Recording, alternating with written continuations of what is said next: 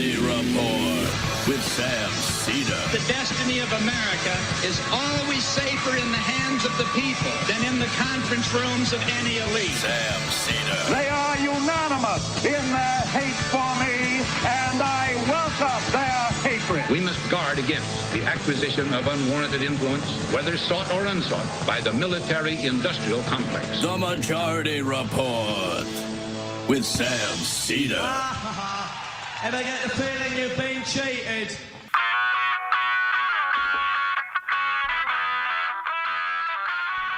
It is Thursday, July 24th, 2025. My name is Emma Vigeland, in for Sam Seder, and this is the 5-time award-winning Majority Report.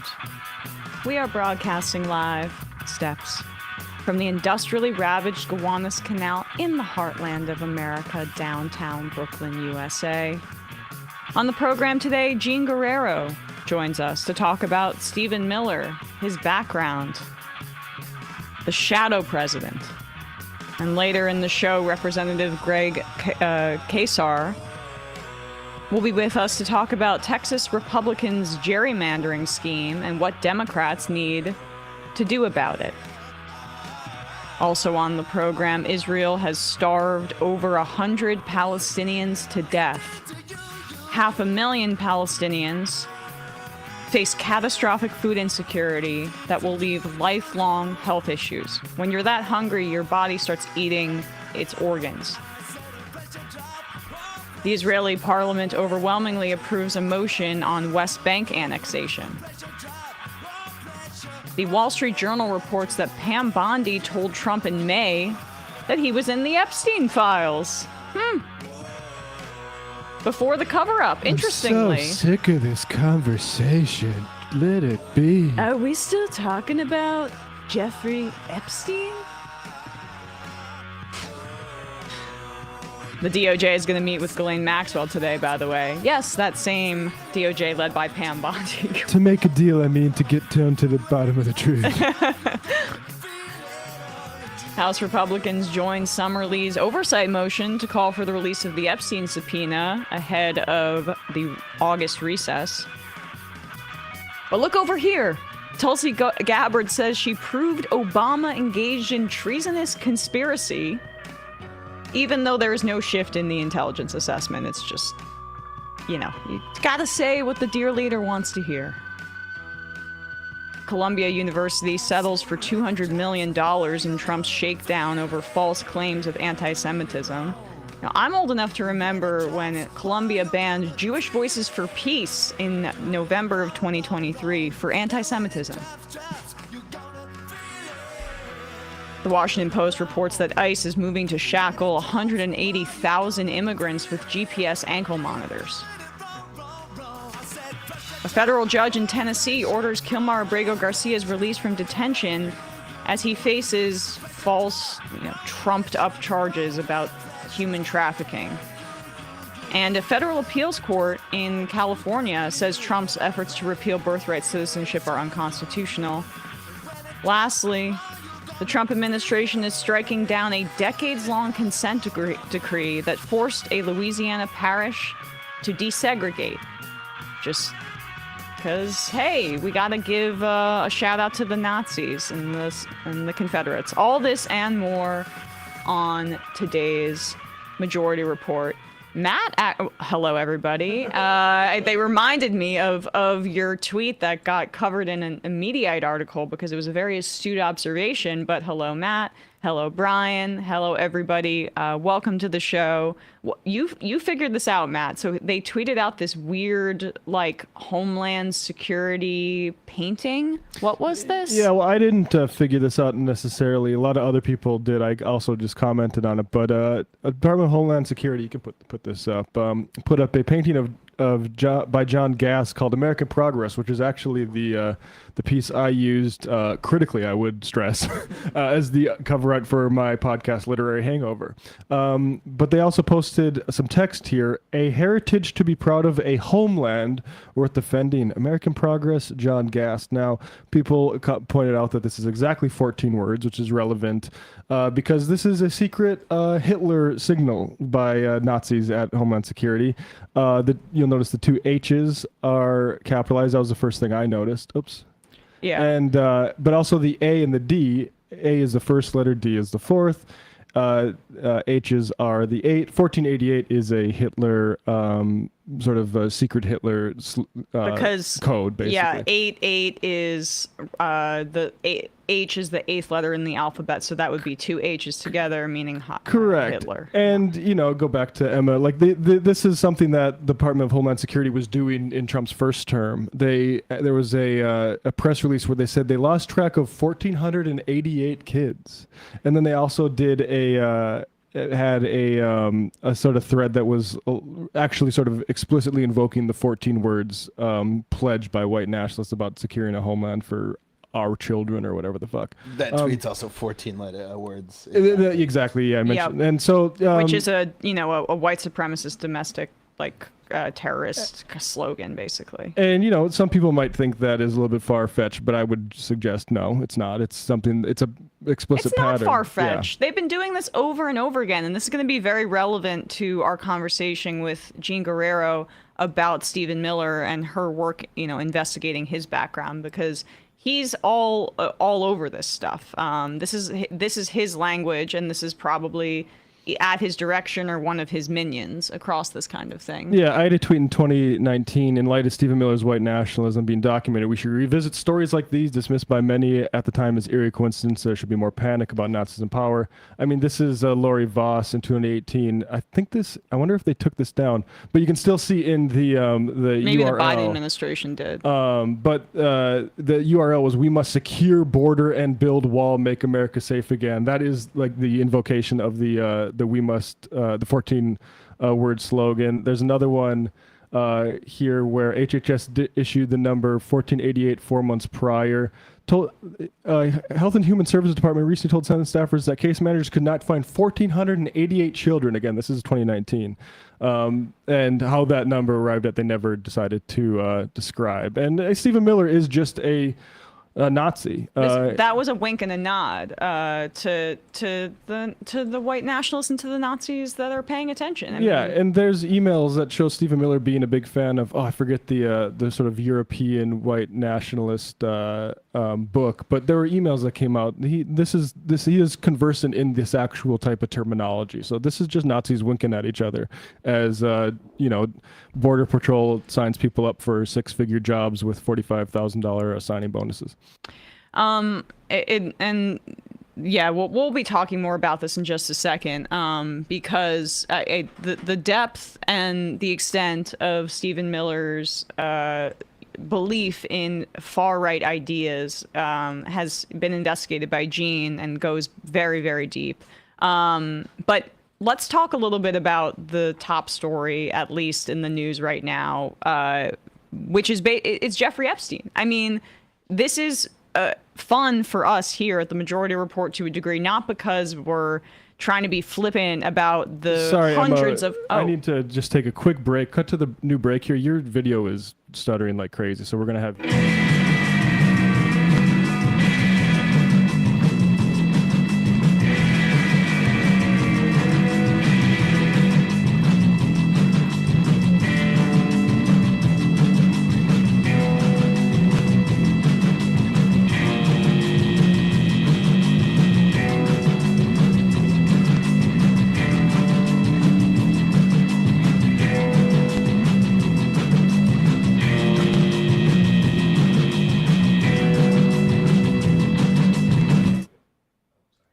We are back. Sorry about that, folks. We're not sure. Hopefully my video isn't freezing Hopefully the anymore. tubes aren't clogged up, but I think we're back. A tube got clogged up, yes. I mean, Al Gore's got to get on that with the internet. But, okay, so we're back. We're back. Let's just do this quickly then. So, the biggest story in the news right now is obviously the Jeffrey Epstein stuff and the fact that Trump cannot shake this story. And I maintain that it has such broad appeal because it's this very low barrier to entry kind of political story that has so many of the frustrations that are widely felt by the American public wrapped up in it. It doesn't need to just be the salacious titillating way that the right kind of approaches it as, or the anti-Semitic way often that they engage with the Jeffrey Epstein story and this secret cabal of Jews that are pedophiles, basically, or Democrats or degenerates. Like, you don't need to be a QAnon person to find this story as compelling, even though, honestly, when I hear kind of moderate or mainstream voices talking about it, they try to put it in that box, but it's not that. It's a story about elites that get away with unspeakable crimes and have there's no recourse, seemingly, and that there's these people at the top of our society that are hoarding wealth, that are unfathomably rich, and most of the rest of us are living paycheck to paycheck and don't have the any financial security, and these folks are robbing us blind. And even when they do something like have a pedophilic sexual assault ring, they don't get held accountable. That's why I think this story is so significant.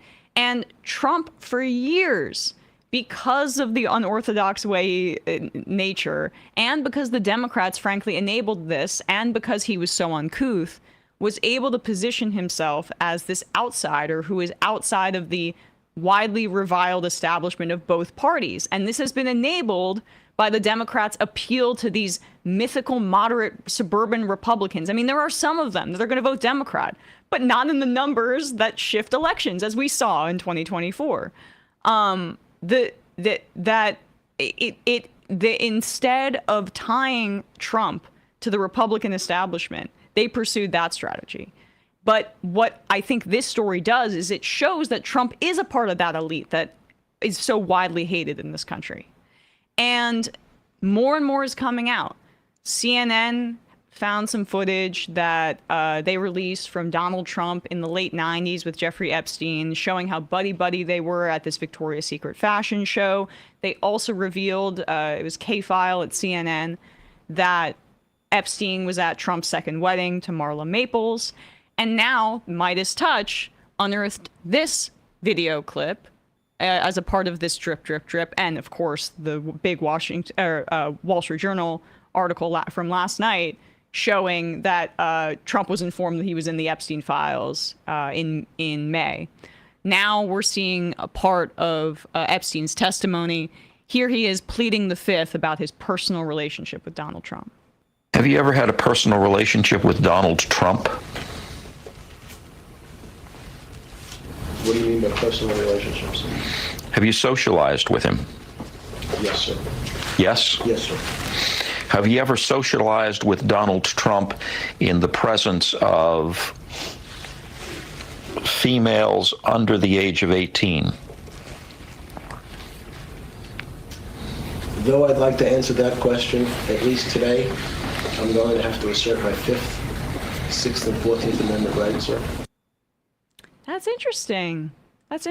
So he did answer more affirmatively about their relationship, but then pled the fifth about the girls who were underage. It's just so many different little coincidences here that are just stacking on top of one another. I remember Vice covering this like before this last election cycle, and I don't know why it wasn't a campaign commercial. I'll tell you why, exactly why, because they ran Hillary fucking Clinton. Yeah. This is the story you're talking about. This is this election, I meant.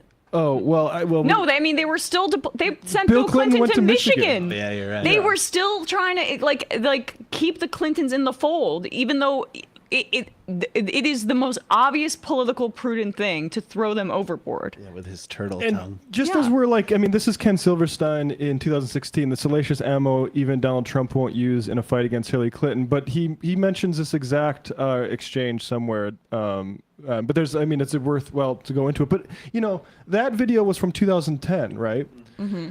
It was the 2008 primary where I first heard it, like on NPR or something, that Hillary Clinton had a liability because Bill Clinton had been taking flights on the Lolita Express. This is not suppressed at all, except by the political freaks who run campaigns. And you know why? The fact that information is out there, and there are like people that are consuming this online, right? This is the information overload age, and everybody is super online now, and the Democrats are so slow to catch up to that.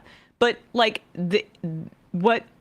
why it is a liability for them to continue to protect or not engage with the story, and why it was just so egregious, is the fact that it creates that credibility problem too. Because people are seeing this story, it's outrageous, elites are implicated, and then the Democratic Party isn't talking about it.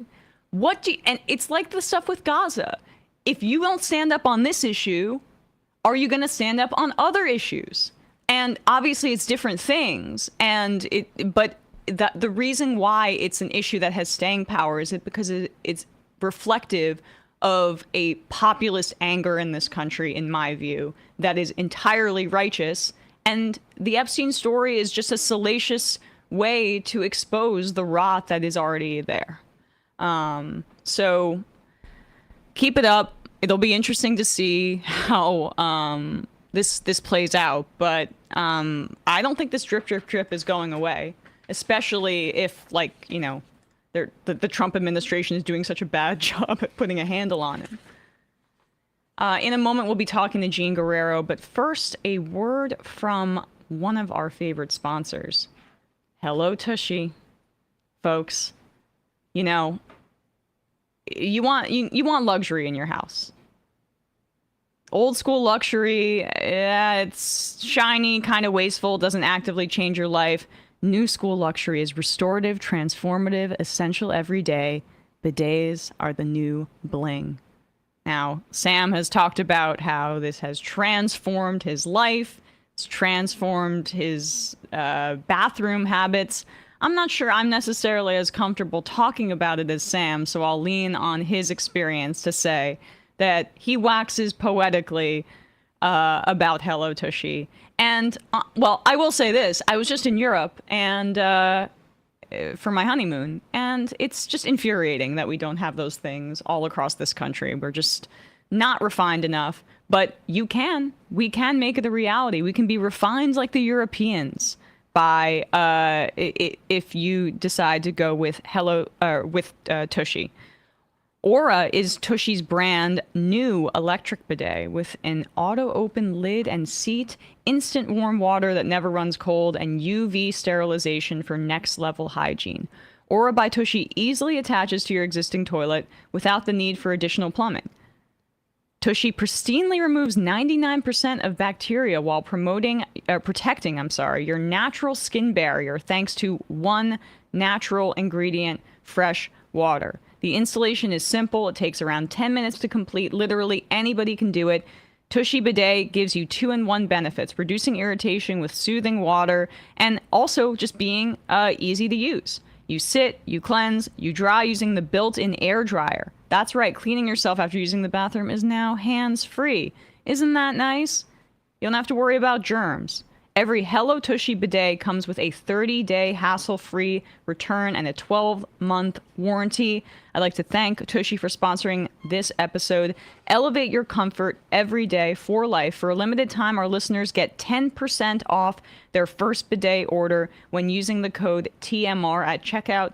That's 10% off your first bidet order at HelloTushy.com with promo code TMR. Again, that's 10% off your first bidet order at HelloTushy.com with promo code TMR. We will put a link to this below down in the description. HelloTushy.com, code TMR.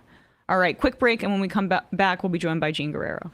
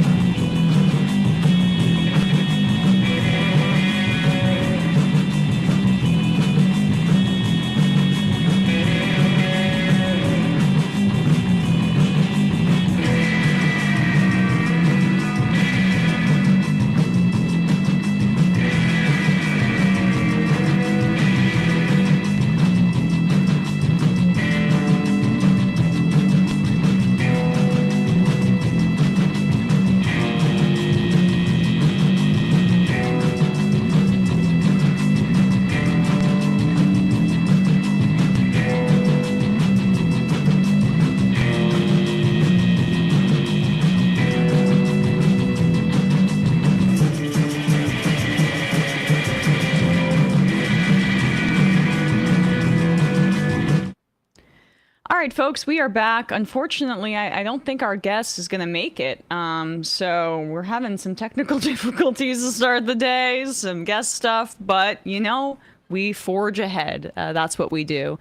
But, you know, I guess I didn't want to not talk about Stephen Miller today, so let's talk about Stephen Miller today, because Jean, it's unfortunate she couldn't make it. This book is good. You can listen to her, it's called Hatemonger, Stephen Miller, Donald Trump, and the White Nationalist Agenda.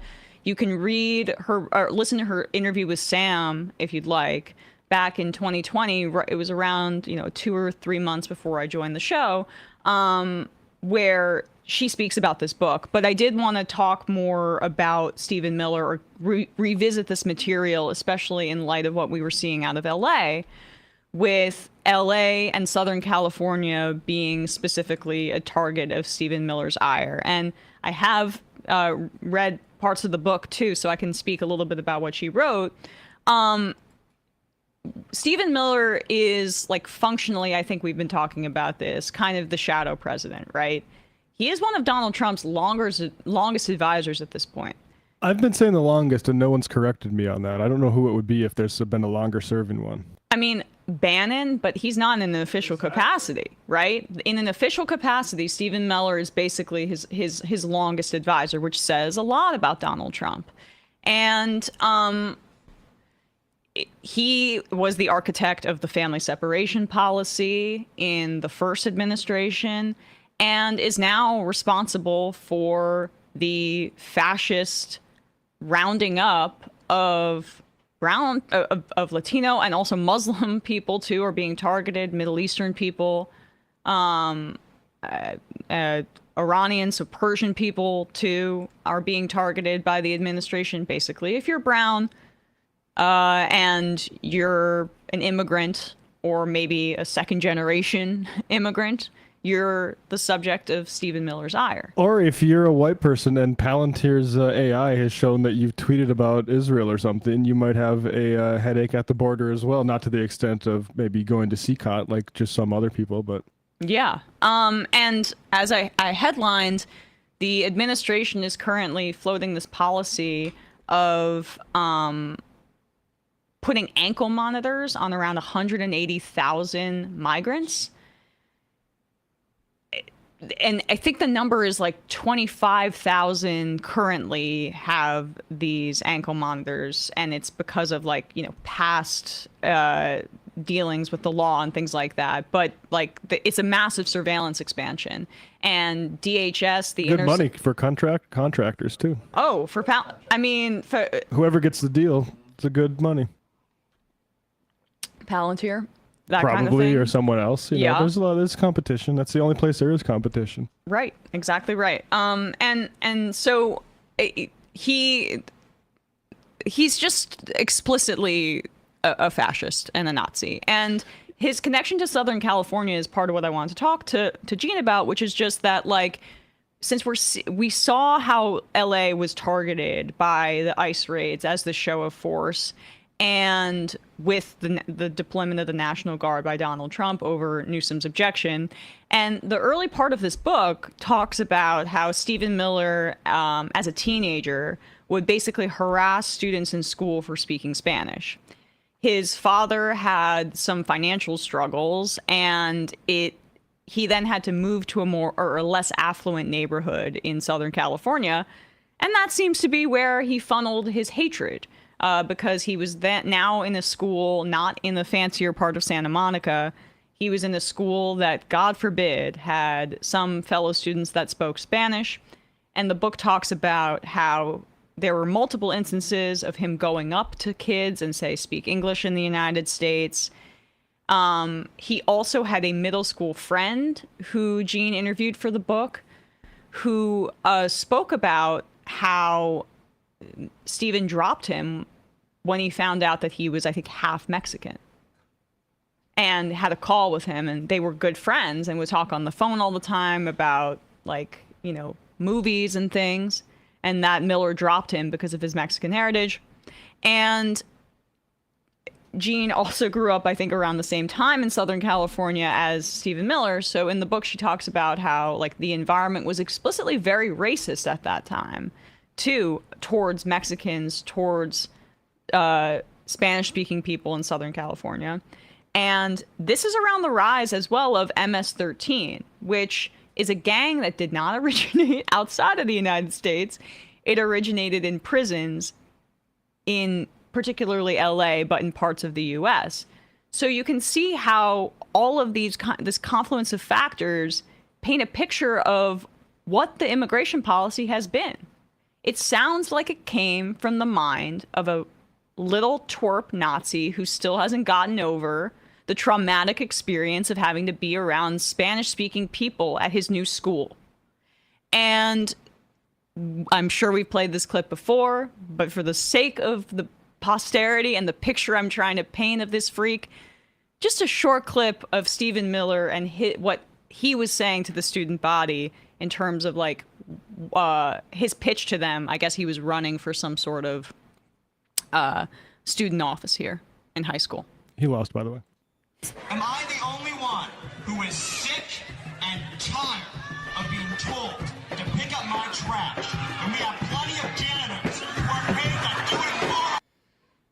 So, plenty of janitors who are paid to do it for us. That is him saying that we shouldn't have to pick up trash. And I've seen even people that went to that school on TikTok, I was looking for it, but saying everyone knew who he meant when he said janitors. It's not white people. Oh, yes. He gets off on and takes great pleasure in, and might even admit it, seeing people that he views are lesser than him doing work for him, or doing work that he would describe as menial, or probably in his way degrading, and forcing them to do it and not showing common courtesy. This tracks pretty well with the dehumanization of immigrants and the abject, horrible treatment that we're hearing about in both CCOT and then in these Florida facilities.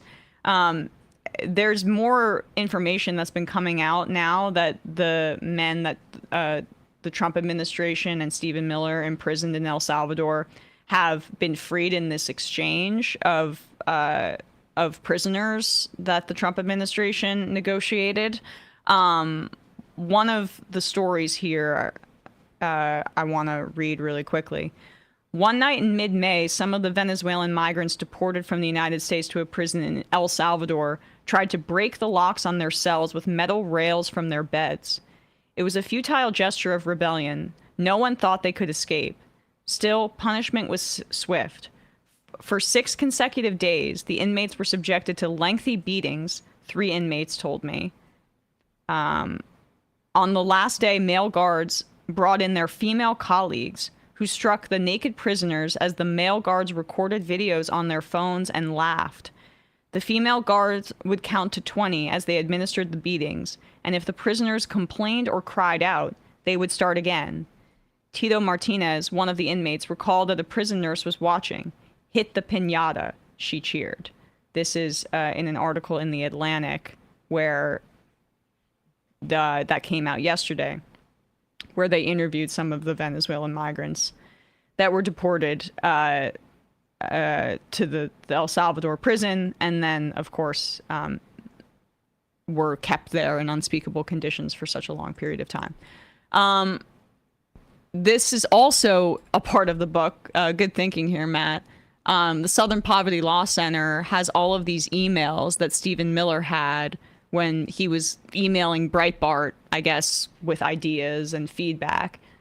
He was a huge fan of right-wing talk radio. Larry Elder's show too. He would call in, and that loser. is a bit, a loser calls into Larry Elder's show. Cool people call into New York sports radio. So Matt, what's this part here? Well, this is just some of his emails, and I mean, actually, this is their entire sort of collection on it. But one of the books that he read, and the one I forgot, was The Camp of the Saints, which is just explicit, like, sort of European Nazi book about hordes of non-white people coming and overrunning Christendom and that sort of thing. Like, this is how this guy thinks. He's not trying to save people or make economics better for people in general. He's trying to do Nazi stuff, and that's all this is right now. And I don't know, it's pretty grotesque that people have been calling for, including Ilhan Omar, have been calling for his resignation since this story came out, where it's like, oh, look at this guy's, how deep he is into just white supremacist thinking, and nothing ever really happened of it. He maintained his position, and now he's even back. But when people say he's a Nazi, it's not in the colloquial sense. It is in the objective sense that he's a Nazi, and he is Trump's longest running advisor, and he is running a giant Gestapo/goon squad in Department of Homeland Security and ICE. Yeah, and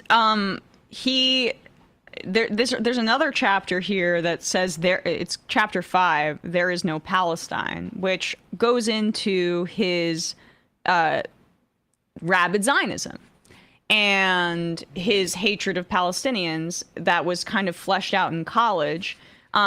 Stephen Miller grew up in a Jewish household, but Jean wrote about how he was more rejecting of like Jewish traditions and was wanting to embrace the idea of being an American and American values, right? So you can see how Zionism and far-right fascist ideology are connected there, not to Judaism, but to his fury about Muslim people, because this also goes into how, yeah, he was in high school, I guess, in the 90s, but not when 9/11 happened, he was still a young adult, and that was the other motivating factor of hatred, which actually feeds in quite nicely to this video here that, or maybe he was still in high school. I'm not exactly sure. I'd have to double check that. It says he was 17. Here. Okay, so he was 17 in 2003. So, he's not that old. This is him talking about what we should do to the people of Iraq. To the issue of the Iraqi civilians, I think that as many of them should survive as possible, because the goal of any military conflict is to kill as few people as possible. But as for Saddam Hussein and his henchmen, I think the ideal solution would be to cut off their fingers. I don't think it's necessary to kill them entirely. We're not a barbaric people. We respect life. Therefore, torture is the way to go. Because tortured people can live. Torture is a celebration of life and human dignity. We need to remember that as we enter these very dark and dangerous times in the next century. And I only hope that many of my peers and people who will be leading this country will appreciate the value and respect that torture shows towards other cultures. As he smiles. Someone was reading Sam Harris. Oh my gosh, zoom out on me a little. I'm pretty zoomed in. It's okay. That does sound like a little bit of, he probably was into that kind of thing. The Sam Harris new atheist thing. In defense of I think torture. he's even to the right of that. He went to college with Richard Spencer. Richard Spencer is a white nationalist who famously was punched in the Internet Celebrated back around 2017 or something like that. But they went to Duke together.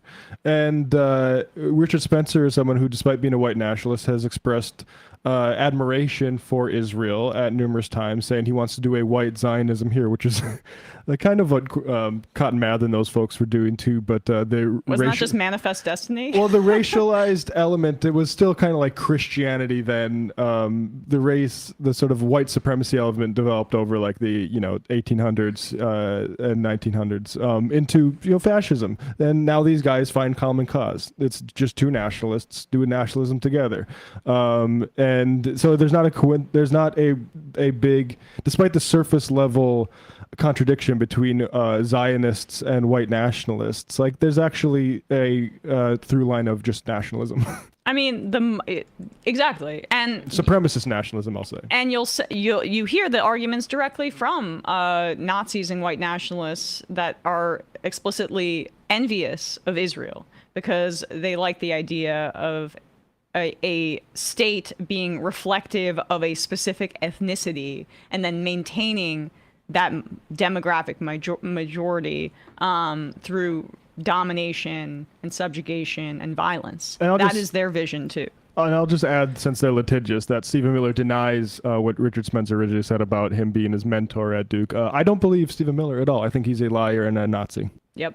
Well, that's exactly right. Okay, folks, we're going to take a quick break, and when we come back, we will be joined by Representative Greg Casar, to chair the Progressive Caucus, to talk a bit about what's happening down in Texas with redistricting and what Democrats are going to do about it.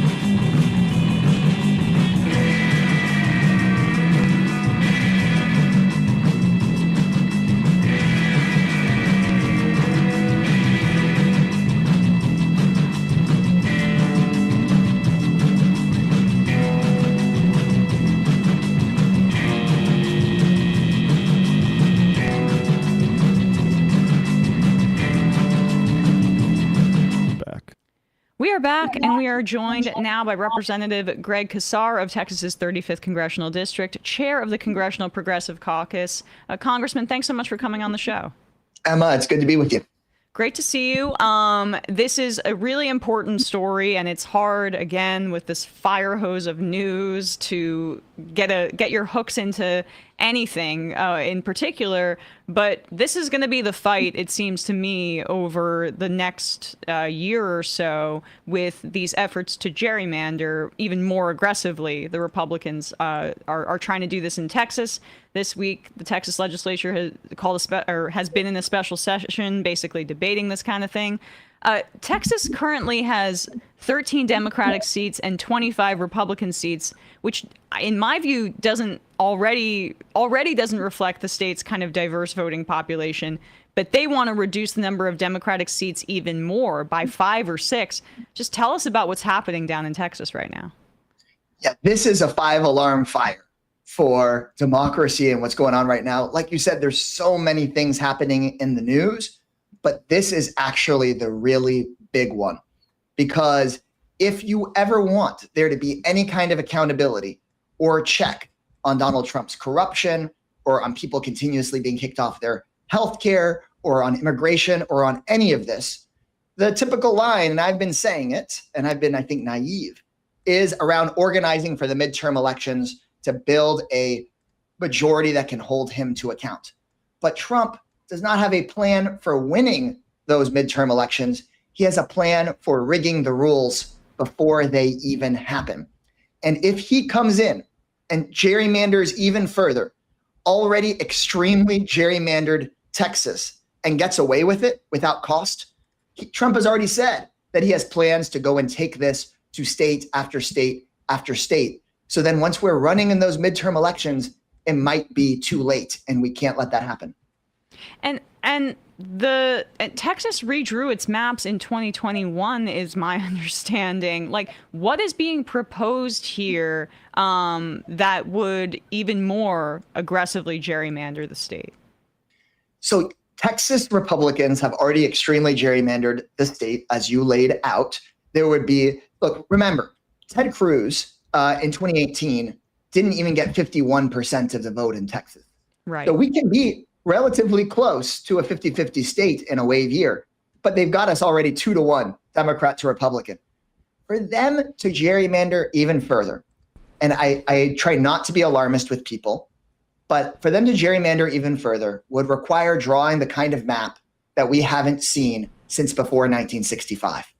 Because when people marched and bled for the Voting Rights Act and the Civil Rights Act, those laws were passed so that you could no longer dry map like what Donald Trump is demanding in Texas. It would require, to get 5 more seats, it isn't getting rid of 5 Democratic seats. It would require chopping up communities of color in maps in ways that have been illegal for decades, for longer than you and I have been alive. Right. And that's what they would do. And if they're able to get this Supreme Court to rubber stamp the end of Section 2 of the Voting Rights Act as we know it, then they could spread this all across the country. And that's what they're trying to do.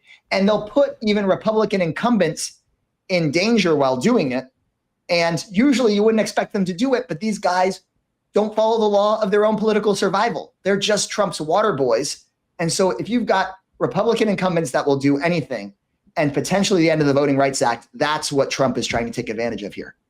It also protects the Republican representatives from recourse and from backlash from their own constituents. You know, so many folks were asking, well, there's all these Trump voters that are on Medicaid when they gut the program and kick 17 million people off their health care. Isn't there going to be backlash from some of their constituents? How about these rural hospitals that are going to close in really, really red districts?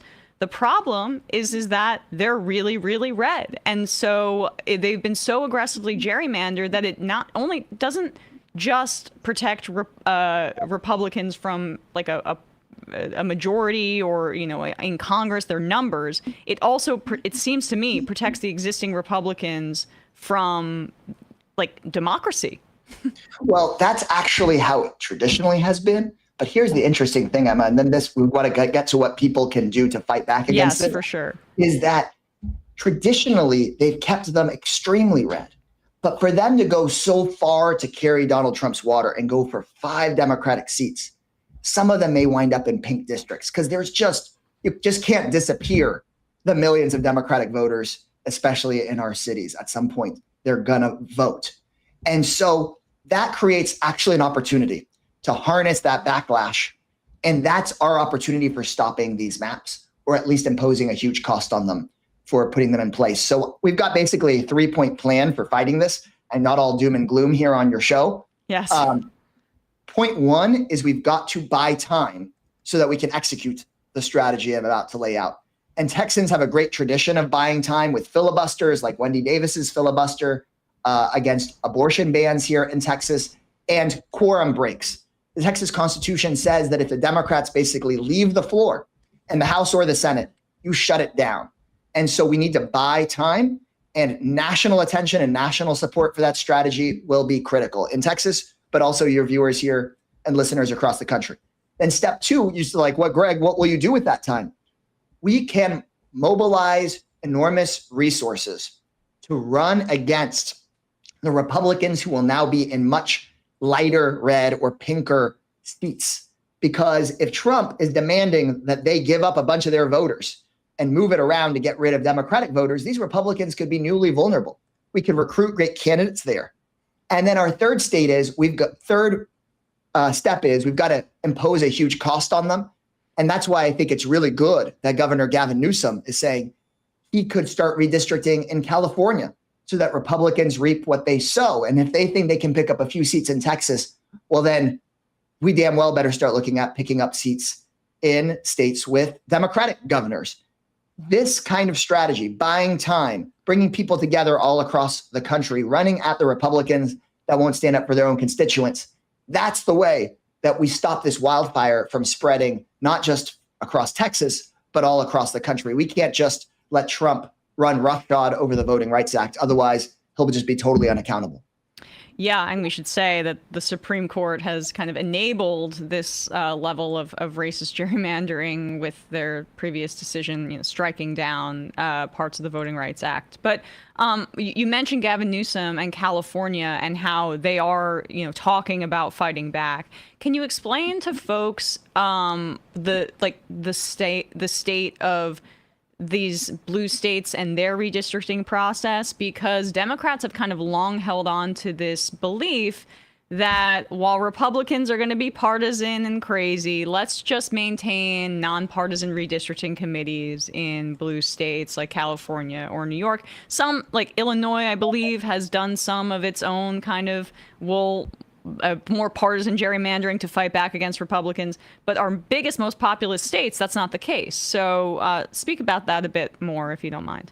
Yeah, look, I am deeply for getting rid of gerrymandering across the country. Yeah. What I'm not for is letting Republicans follow their own sets of rules and have an authoritarian power grab while we are Boy Scouts and Girl Scouts failing our own constituents.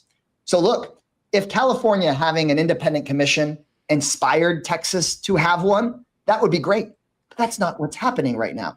California having an independent commission is rewarding people like Trump and Abbott to come suppress the voting rights of millions of people of color in my state.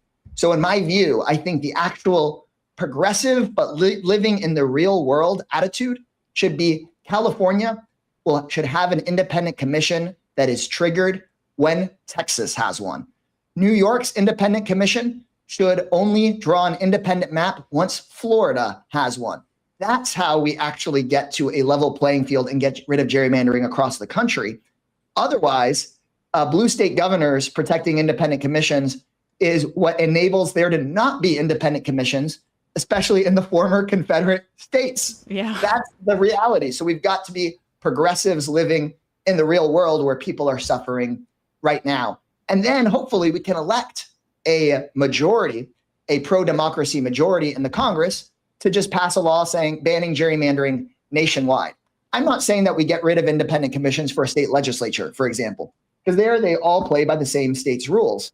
But it doesn't make any sense for Texas to suppress voting rights and then California not to do anything about it because, they've had this commission for a while. And can you speak a little bit about Trump himself and his role in trying to pressure Texas to do this? You mentioned it earlier because he's worried about the midterms and he just wants to subtract seats. But it is unusual, to say the least, to have a president weighing in on this so publicly, so aggressively. And your just assessment of what you just described as authoritarian, and I would share your view. Yeah, look, Donald Trump, it's been widely reported, made it personal phone calls into Texas to say, you are giving me 5 of your seats.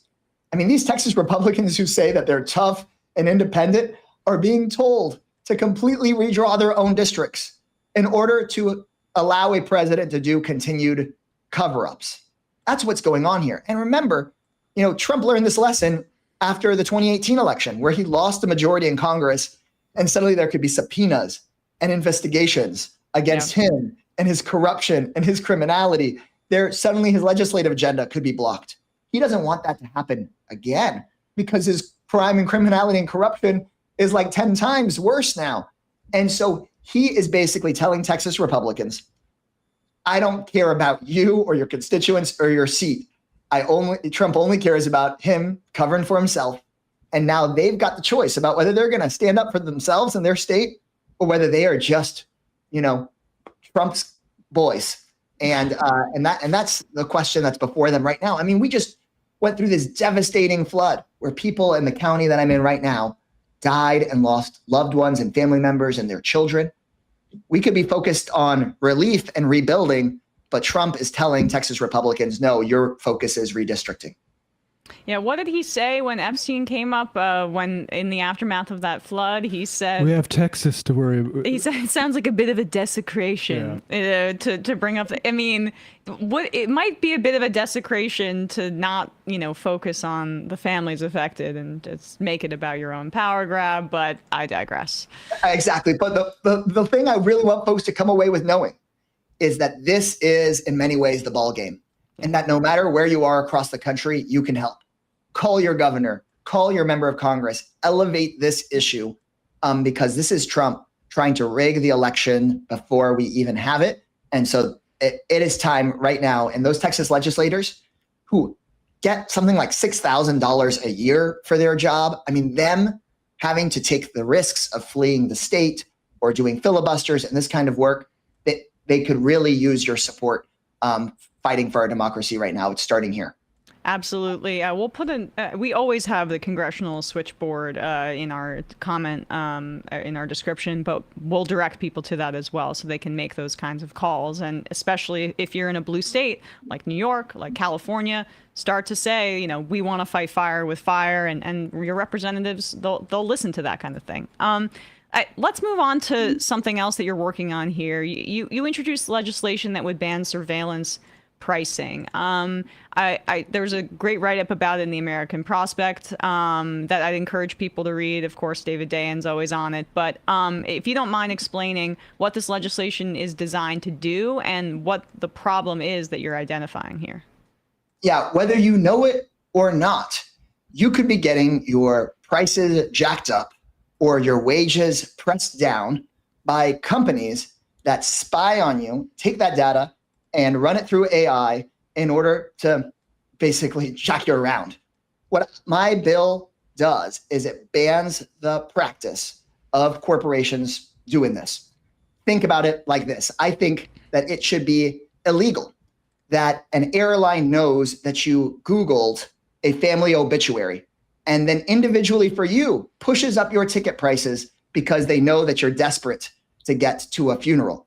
Or on the wage side, I think that we should ban the practice of a ride-sharing app, for example, knowing that you recently visited a pawn shop because they know your location and they know you've hit hard times. And so then they start offering you a lower wage on DoorDash or a lower wage for a ride-sharing app because they know you've hit desperate times. These companies should actually have to compete on improving their products, not compete on using AI to squeeze every last penny out of you.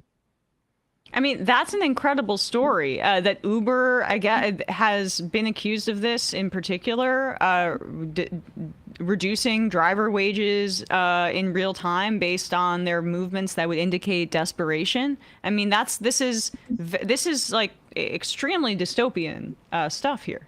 Well, some of what we've heard about is that some of these models could also be tracking your battery life, right? Think about it. If they know how much battery you've got in your phone, of course, that is trackable data, then they could offer you a more expensive ride because they know your phone is about to die. Right. I mean, this stuff is terrifying. And part of the problem is we don't know how much of this data is being used for this. We've got to bring these practices fully into the light. Delta Airlines, for example, just announced that they are going to start increasing surveillance or at least artificial intelligence pricing. They currently price 3% of their tickets using AI. They just said now that they want to price 20% of their tickets using artificial intelligence. That might mean that competitors who may not even want to do this, let's just give people the benefit of the doubt for a second. Let's say somebody didn't want to do this. There could be the competitive pressure for them to do it as well. You know, we want airlines, we want our products to improve, and that's why we would pay more. Not for them to figure out how desperate you are and then just squeeze every last penny out of you. I mean, how does this not violate price discrimination laws? This is textbook price discrimination, but just because they're using a fancy computer doesn't mean that they're not discriminating. Yeah, I mean, we've got to update our laws, right? As you know, the kind of common sense one is a gas station should not be able to jack up your gas prices because a hurricane is coming. But with the rapid development of artificial intelligence, this is an area that has gone largely unregulated. And we know that when we try to apply our laws from 100 years ago, oftentimes these big lobbies go and beat us up in the courts and oftentimes win. And so it's really time for us to make very clear that this practice is illegal and banned. Look, artificial intelligence is going to keep on growing, but I want the government to set up guardrails so that that AI is being used to, say, detect early onset of lung cancer. I don't want that AI to be going and detecting, how low my battery is and that they could charge me more, or what I Googled so they can charge me more, or that I'm under hard times and they can pay you less. And basically, if you want to hear the industry defense here, Emma, and say that this is okay, they say that they are, this is the industry term, They say that they are just using our private data to find out our, quote, willingness to pay. And that, and they say, well, if your willingness to pay is a little bit less, maybe we can charge you a little bit less. That's good for you. I mean, give me a break. Willingness to pay is just how much is the most we can charge you or the least we can pay you. And I don't want companies competing, spying on us. We want companies to actually have to provide a better product and pay people what they're worth. Yeah, I saw that some members of Congress signed on to this letter, Alexandria Ocasio-Cortez, yourself, Bernie Sanders, Cory Booker, et cetera, on enforcing the Robinson-Patman Act of, I guess it was the 1930s. Can you talk a little bit about your signage onto that letter and how that connects with this legislation you've introduced, if at all? Yeah, I mean, look, we are the set of laws that we created in the 1930s and in the 1940s, from Robinson-Patman to Packers and stockyards, the ways that we recognized coming out of the Great Depression, that massive consolidation of the economy, price gouging, and essentially the Elon Musks of their day trying to buy the government helped cause the Great Depression. We've got to learn from that today in the modern day. And today in the modern day, we've got to be dealing with the fact that we don't want artificial intelligence jacking up our prices and getting rid of our jobs. We've got to be really careful with how cryptocurrency seems to be getting more and more deregulated or lightly regulated. We need to have learned our lessons from the 1920s about speculators and deregulation. So I think a modern progressive movement, and I hope a thoughtful, forward-thinking Democratic Party, should present to voters that we see the problems that are coming in this century and that we could be inspired by sort of the OG progressives and populists of the 1920s and 1930s. We could try to enforce those laws, and we should. But dang, I think we also need the 2020s version and the 2030s version of solving these problems. A lot of them rhyme, like with the problems we had 100 years ago. Oligarchy today rhymes quite a bit with oligarchy from 100 years ago. But we also, need to recognize that they're using new tools, and we need to propose new laws to deal with those very real problems. And people know it. I mean, you open up an app, it's immediately already asking you to accept terms and conditions for 50 different things. My legislation kind of answers the question for you of what are they wanting all this data for? Right. Well, this is educational as well as like something where people should call their representatives and say, hey, support this legislation. I mean, this is the kind of thing that if we want to say we have a functioning Congress that should be being passed to protect people from these kinds of practices. Lastly, Congressman, before I let you go, I wanted to ask you a bit about, because we're here in New York, and Zohran Mamdani's victory has been just this like enormously exciting moment for the city, and the leader of the Democrats in the House, Hakeem Jeffries, has not endorsed Zohran Mamdani. Okay, what's your reaction to that, and what has the reaction in Washington been within at least the reaction of the Congressional Progressive Caucus to his victory, and what that signals about this kind of politics within the Democratic Party? Look, Alexandria Ocasio-Cortez recently had a big meeting for folks on the Hill with Mr. Mamdani. It was a great meeting. I've gotten a chance to speak with him before his win. And afterwards, it's impressive. It's, I think, a powerful message that he's been focused on every single day about loving the city of New York and making it affordable for everyday people and being relentless on that message to have achievable progressive goals that appeal to everybody, like buses being fast and free. I know that he had a meeting with Leader Jeffries recently. I haven't got an update on how that meeting went, but I'm encouraging everyone in Congress and across the Democratic family to endorse and support him. Because look, I agree that we do need a bigger tent that includes more voters and more voices inside of the party.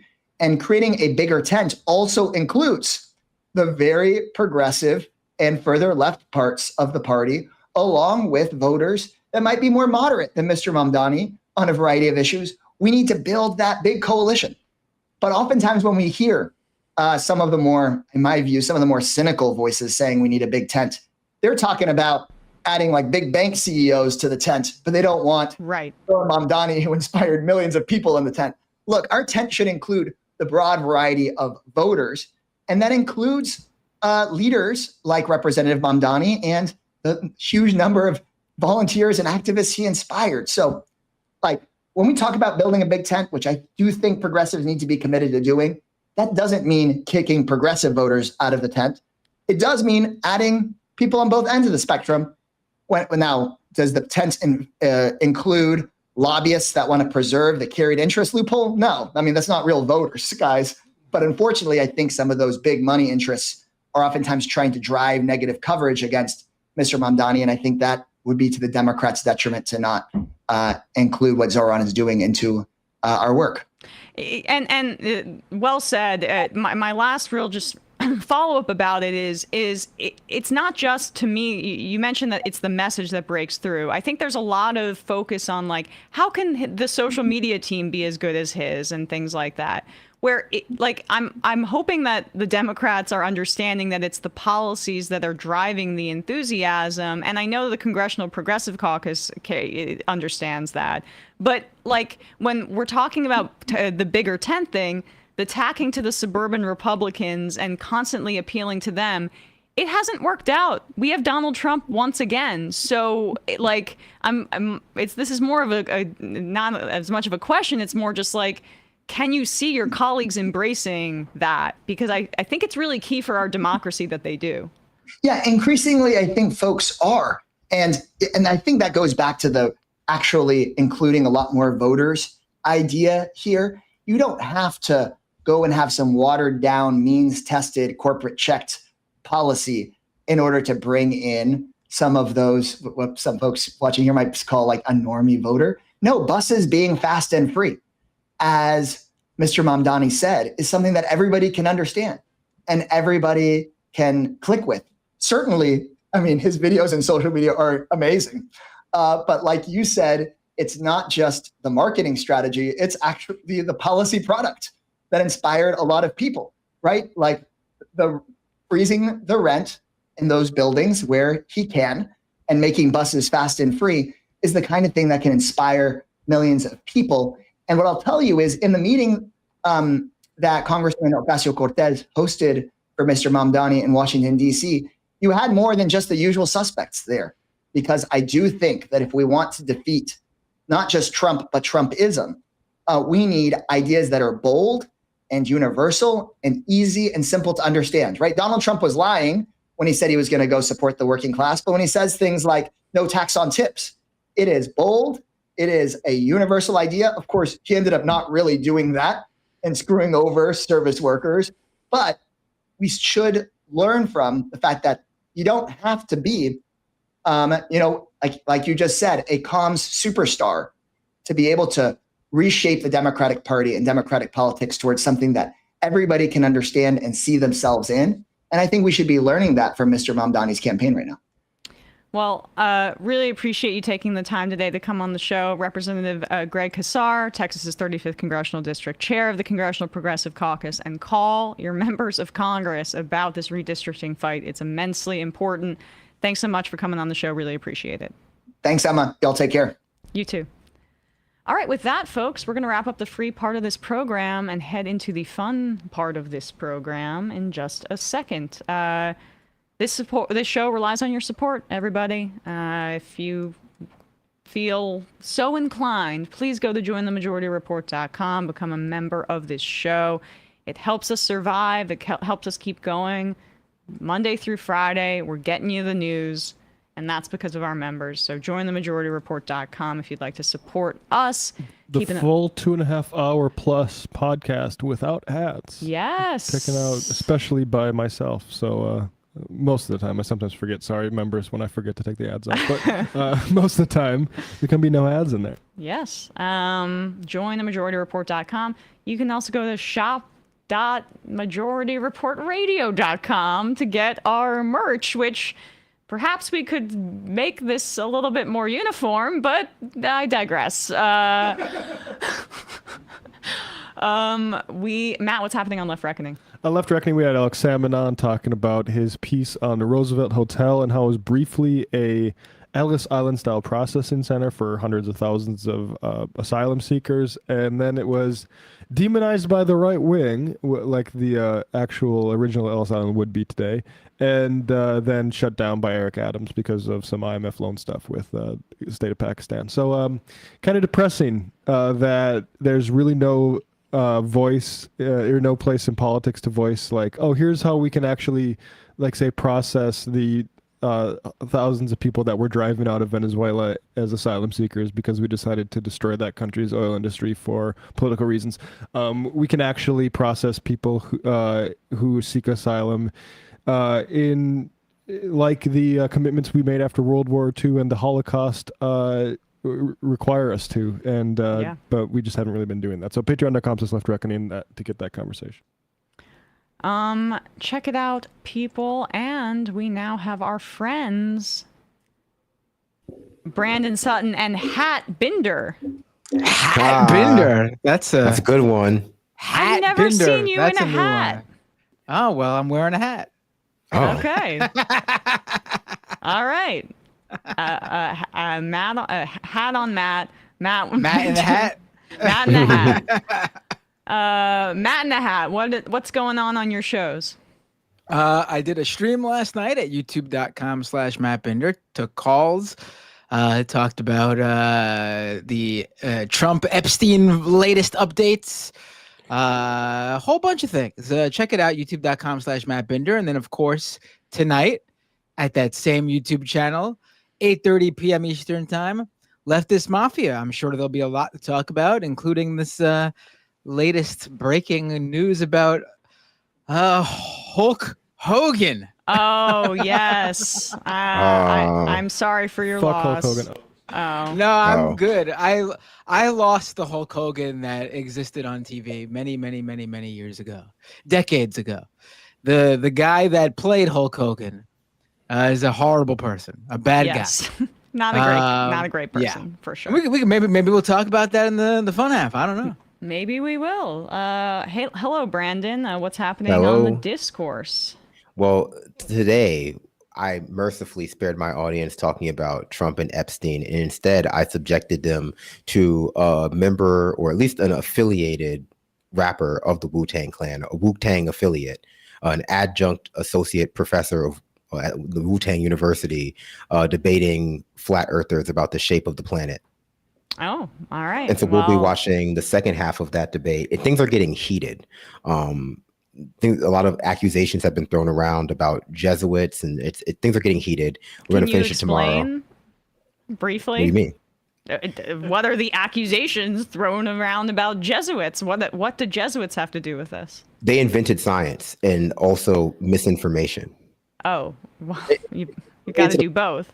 It was related to the Black Pope and the secret order in the Catholic Church that actually controls like the Catholic Church. And, obviously the Black Pope is immortal, but not a vampire. But he can control people's minds and is affiliated with the Illuminati, but did not commit 9/11. At least he didn't do 9/11, but can I ask how he manages to be immortal? Okay, all right. He's immortal. Is he? But he's a pope, but he's not human. You'll have to tune into the discourse to find out. Okay, you're right. I mean, well, it has piqued my interest, to be honest with you, clearly. So how could it not? I agree. All right, check out the discourse, and we will head into the fun half where we'll take your calls and read your IMs. It'll be fun. I'm gonna let go of the stress of our first guest not coming. I'm still like clenching. Oh, you got stood up? Wow. Yeah, we got stood up a little bit, but yeah, I know it's maybe okay. It happens. Yeah. It happens. I had to wing it. An emotional breakdown. I had to wing it, and I'm through it now. So anyway, we'll see you in the fun half. You should have put up. Okay, Emma, please. Well, I feel that my voice is sorely lacking on the majority report. Wait, look, Sam is unpopular. I do deserve a vacation at Disney World. So, ladies and gentlemen, it is my pleasure to welcome Emma to the show. It is Thursday. Yeah, Yes, please. No. I'm gonna pause you right there. Wait, what? You can't encourage Emma to live like this. And I'll tell you why. So was offered a tour, sushi, and poker with the boys. Tour, sushi, and poker with the boys. So was offered a tour, sushi, and poker with the boys. What? Tour, sushi, and poker. Tim's upset. Tour, sushi, and poker with the boys. So was offered a tour, sushi, and That's what we call the biz. tour, sushi, and poker with the boys. Right. Tour, sushi, and poker. We're gonna get demonetized. I just think that what you did to Tim Pool was mean. Free speech. That's not what we're about here. Look at how sad he's become now. You shouldn't even talk about it. I think you're responsible. I probably am in a certain way, but let's get to the meltdown here. Tour, sushi, and poker with the boys. Oh my God. Tour, Wow. sushi. I'm sorry, I'm losing my fucking mind. So was offered a tour, sushi, and poker with the boys. Logic. Tour, sushi, and poker with the boys. Boy. Tour. I think I'm like a little kid. I think I'm like a little kid. I think I'm like a kid. Tour. I think I'm like a little kid. I think I'm like a little kid. Had this debate 7,000 times. A little kid. I think I'm like a little kid. I think I'm like a kid. Tour. I'm losing my fucking mind. Some people just don't understand. So I'm not trying to be a dick right now, but like, I absolutely think the U.S. should be providing me with a wife and kids. That's not what we're talking about here. Okay, all right. It's not a fun job. Tour. That's a real thing. That's a real thing. Real thing. Willy Wonka tour. That's a real thing. That's a real thing. Real thing. What's that offered a tour? That's a real thing. That's a real thing. Real thing. That's a real thing. That's a real thing. Real thing. What's that offered a tour? Ladies and gentlemen, Joe Rogan has done it again. That offered a tour? That's a real thing. That's a Poker with the boys. I think he might be blowing it out of proportion. real thing. That's a Poker with the boys. That offered a tour? That's a real thing. That's a Poker. Let's go, Joey. Tour, sushi, and poker with the boys. Take it easy, Tim. Tour, sushi, and poker. Things have really gotten out of hand.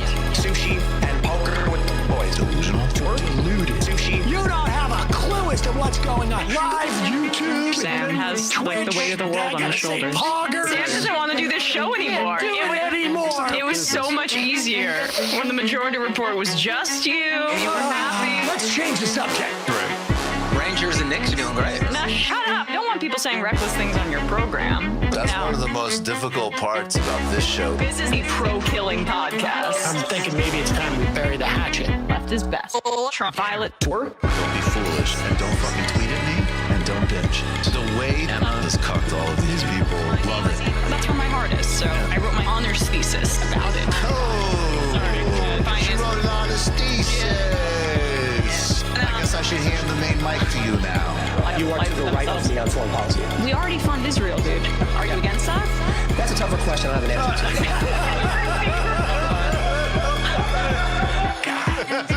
to. Incredible theme song. Hi, Bumbler. Emma Vigeland, absolutely one of my favorite people. Actually, not just in the game, like period.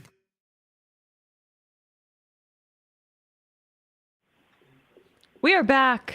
We are back. It is the Hello. fun half. Hello. Hello. I was going to say, We are Emma, in before we went into the second half, that if you ever find yourself in a similar situation in the first half of the show, just like put up like the fun half bat signal for me and Brandon, and we'll hop on and help rescue the show, because you of course the did problem the was rescuing that yourself.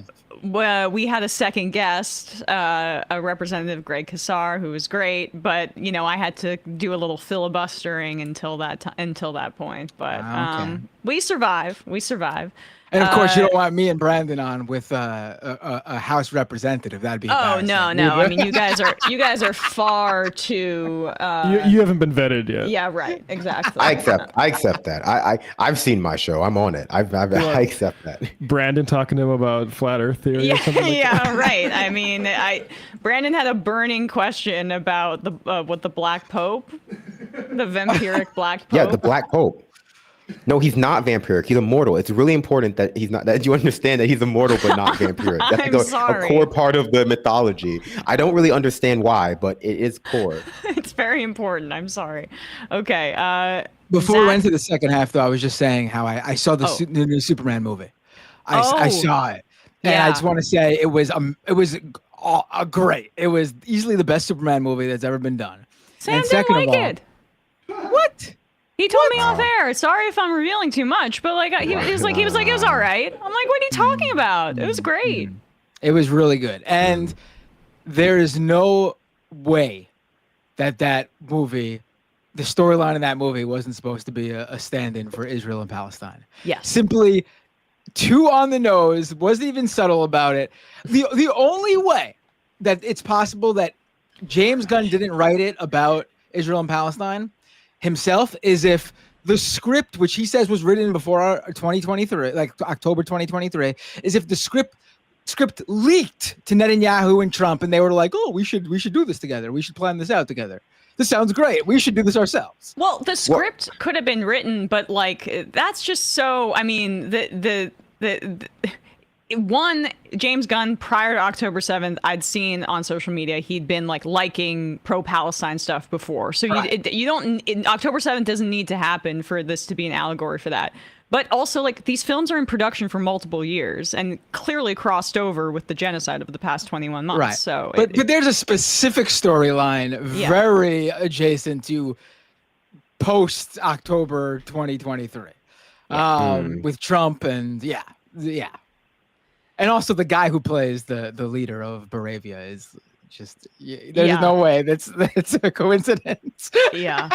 What happened to him was satisfying. Zach, I'm excited. I haven't seen it yet. I'm excited. Yeah, I don't want to hype it up too much, but you know, for all my Marvel hate, I do like superhero stories. I like the standalone ones. I love the Sam Raimi Spider-Man. I really liked Black Panther. I even liked that first Wonder Woman, but the universe thing. It's just not for me. But anyway, Zach M, can I get a shofar for my 22nd birthday? I intend to tell my parents I want to pursue estrogen treatment and need all the courage I could get. Here is a shofar. Best of luck. Happy birthday. Happy birthday.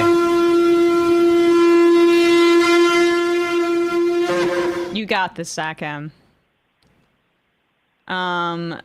Hexet's liquid breakfast. It really should be, we threatened her with a tour, sushi, and poker with the boys. Date from Jamaica. Spike being killed. My ability to call the show because the immortal Pope discourse is very tempting. Oh, you call the show through Skype, Dave? I didn't know that. Well, fine. Maybe you could do WhatsApp or something like that. Hack all the things says plug the Twitch subscriptions. Oh yeah, subscribe to Twitch. Yes. El Canipcion, have y'all seen the report on the small Texas town being polluted with noise from a Bitcoin mining center? Residents making regular trips to the hospital, living with debilitating headaches, pet dogs losing all of their body hair due to stress. We have to be ruthless to these crypto and AI freaks. They will commit social murder against us. I didn't see that story, but I'm not shocked given what we've heard about Memphis. I mean, the amount of energy that's been wasted to mine this sort of shit over the past 10 years is a scandal.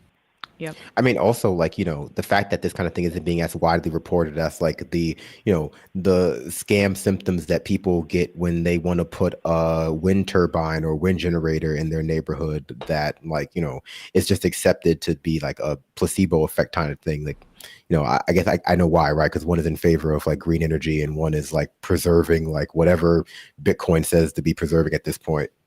Right, exactly. All right, so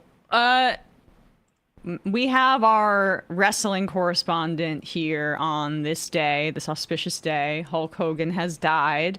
I don't know too much about any of this, so it's good we have Binder here. What I do know is he sued Gawker, he was Peter Thiel's frontman to sue Gawker out of existence, and he is just like a bad guy and also like abusive, if I'm not mistaken. So take it away. Maybe not rest in peace, Hulk Hogan. Right. So let's get this part out of the way. There is, without a doubt, this basic fact that Hulk Hogan is, unfortunately, the most influential pro wrestler of all time. He came up in a time when the industry was changing. Vince McMahon was trying to take WWE out of the old territory system that wrestling was under and trying to make it a global brand. Hulk Hogan was at the right place at the right time with the right sort of, charisma and aura around him. And he became the largest draw in pro wrestling history, the most, legendary face in wrestling. All that's out of the way. Hulk Hogan, the person, Terry Bollea, has been a pretty bad, horrible guy throughout, as far as I know, his whole adult life. Even back in the wrestling days, and this is a story that Jesse Ventura, Jesse the Body Ventura, former governor of Minnesota, has said before. Back in the day, in the 80s, during wrestling's big rise into the mainstream, he tried to unionize the locker room. He tried to get a wrestlers union. And Hulk Hogan, well, he didn't know this at the time when it happened, but somehow Vince McMahon found out and fired we have this Jesse. clip, Binder. Do you want to play it? Yeah, let's play it. Let's play. This is Jesse Ventura telling the story about how he got fired from the WWE back in the 80s for trying to form a wrestlers union. And lo and behold, who ratted him out to Vince McMahon? Wrestling's biggest star, Hulk Hogan. You and Hulk were once good friends. Yeah. What's the likelihood of that ever being repaired? Never. What? Can't trust him. I'm not friends with anyone I don't trust. I have to have a trust with someone to be their friend. And he's the one that ratted me to Vince when I tried to unionize. I found that out under federal deposition when Vince was put under sworn, and he didn't hesitate at all. I told my lawyer the story, and in deposition you can ask about anything. And so I wanted to know who ratted me in the locker room, because there were no agents, no one from the office was in there when I did it. So it had to be one of the boys. And when my attorney said, Mr. McMahon, has there ever been a union in wrestling? And Vince said, no. He said, has anyone ever tried to? And Vince said, well, I think Jesse Ventura spouted his mouth off about it once before. And my attorney said, did you hear Mr. Ventura? No. Well, then how do you know he did? With no hesitation, Vince went, Hulk Hogan told me. And I didn't show any emotion, but I almost tipped over in the chair because he was my friend. And I thought, but then I understand why. When we went to court, I saw in WrestleMania 3, Hogan got paid more than all of us combined.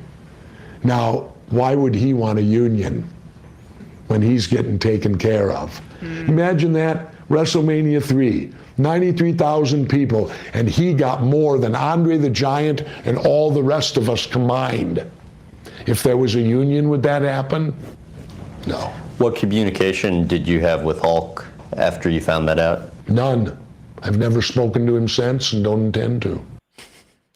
Well, that guy is a living legend, Jesse Ventura. But and for the non-wrestling fans, WrestleMania 3 is the event where the big match between Hulk Hogan and Andre the Giant happened, where Hulk Hogan picks up Andre and slams him, and it's like a iconic sort of scene in wrestling. And the idea that Andre, who was the other person in that match, got less combined with all the other talent than Hulk Hogan is pretty absurd. Yeah, I mean, that was just like the definition of being a scab there. And like, I mean, that it just goes to show how when you're like the kind of guy that sells out your fellow workers or that kind of thing for cash like that, you're probably not up to snuff in other areas of your character. We live in a society where people who have made the Hulk Hogan's decisions have been increasingly sorted to the top and sorted to power positions. People who are willing to stab their entire cohort in the back for some extra cheese. And there's no surprise that we live in a world as sort of dysfunctional as it is, given that sort of greed. Yeah. Right. So, it only gets worse for Hogan, too, from there. So, wrestling-wise, the biggest star of the 80s, early 90s, Hulkamania is the biggest thing in not just wrestling, but pop culture at the time. He jumps ship to another company, WCW, reinvents himself as a bad guy for the first time, and it goes over great with the fans, comes back to WWE and becomes a good guy again, and the fans welcome him back. And if the Hulk Hogan story ended there, the anti-union thing would have been the only known and negative of Hulk Hogan's life. But then he has that reality show with VH1 He apparently does Yeah, I watched that. A horrible job of raising his kids, at least his son, with this fame. His son himself becomes a pretty bad person, gets pulled over many times for speeding and other dangerous, lawless stuff. And then eventually his son gets into a car accident with his friend in the car.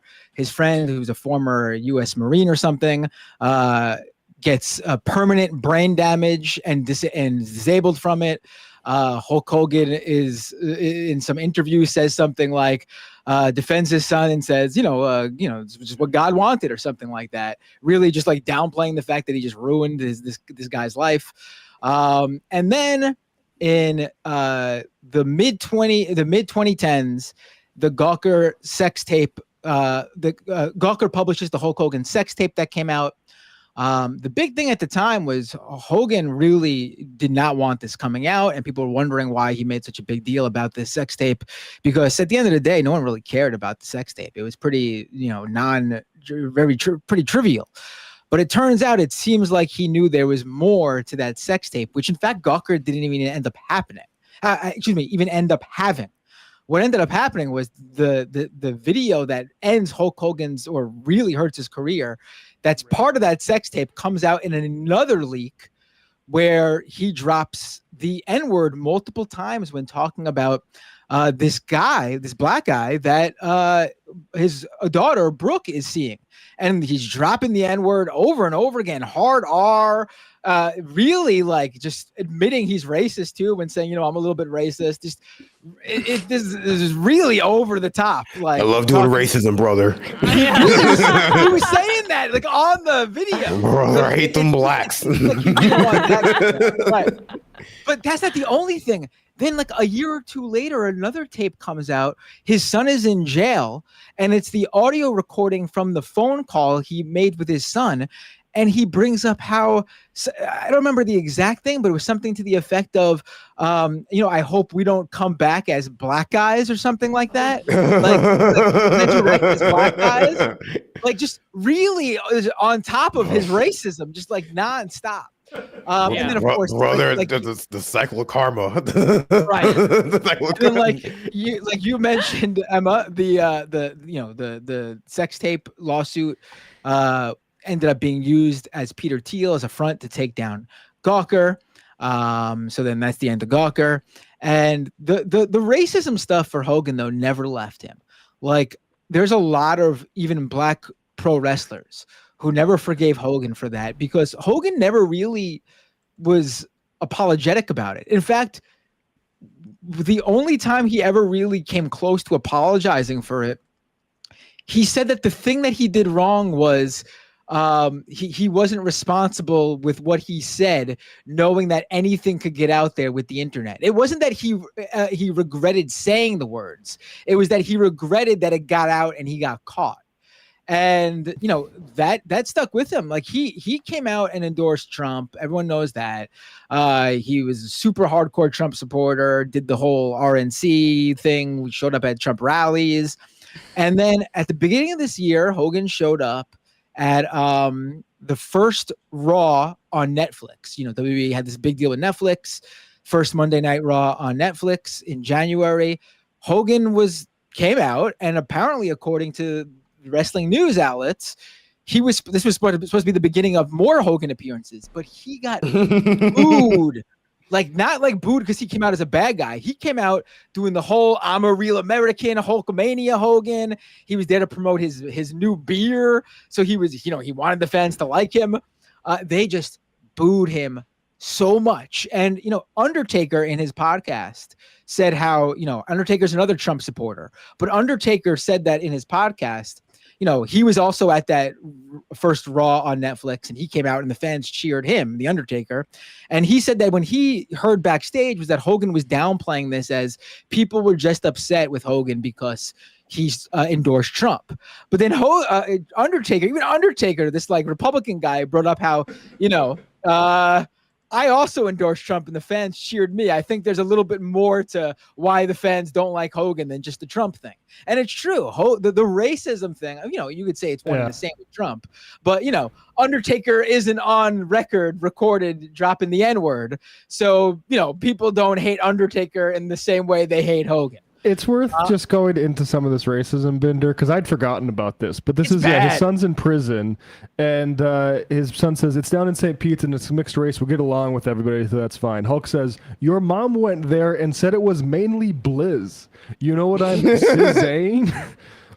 His son said. Hulk responded, and that some of the I don't even understand that. Blizz, he's doing like, it's. Yeah, this is like this. I think it's worth shining a light on this because it shows how like racism is just speaking carny. He's speaking carny talk. It's like collective mental illness. Black people. Yeah. Your mom went there and said it was mainly blizz. You know what I'm saying?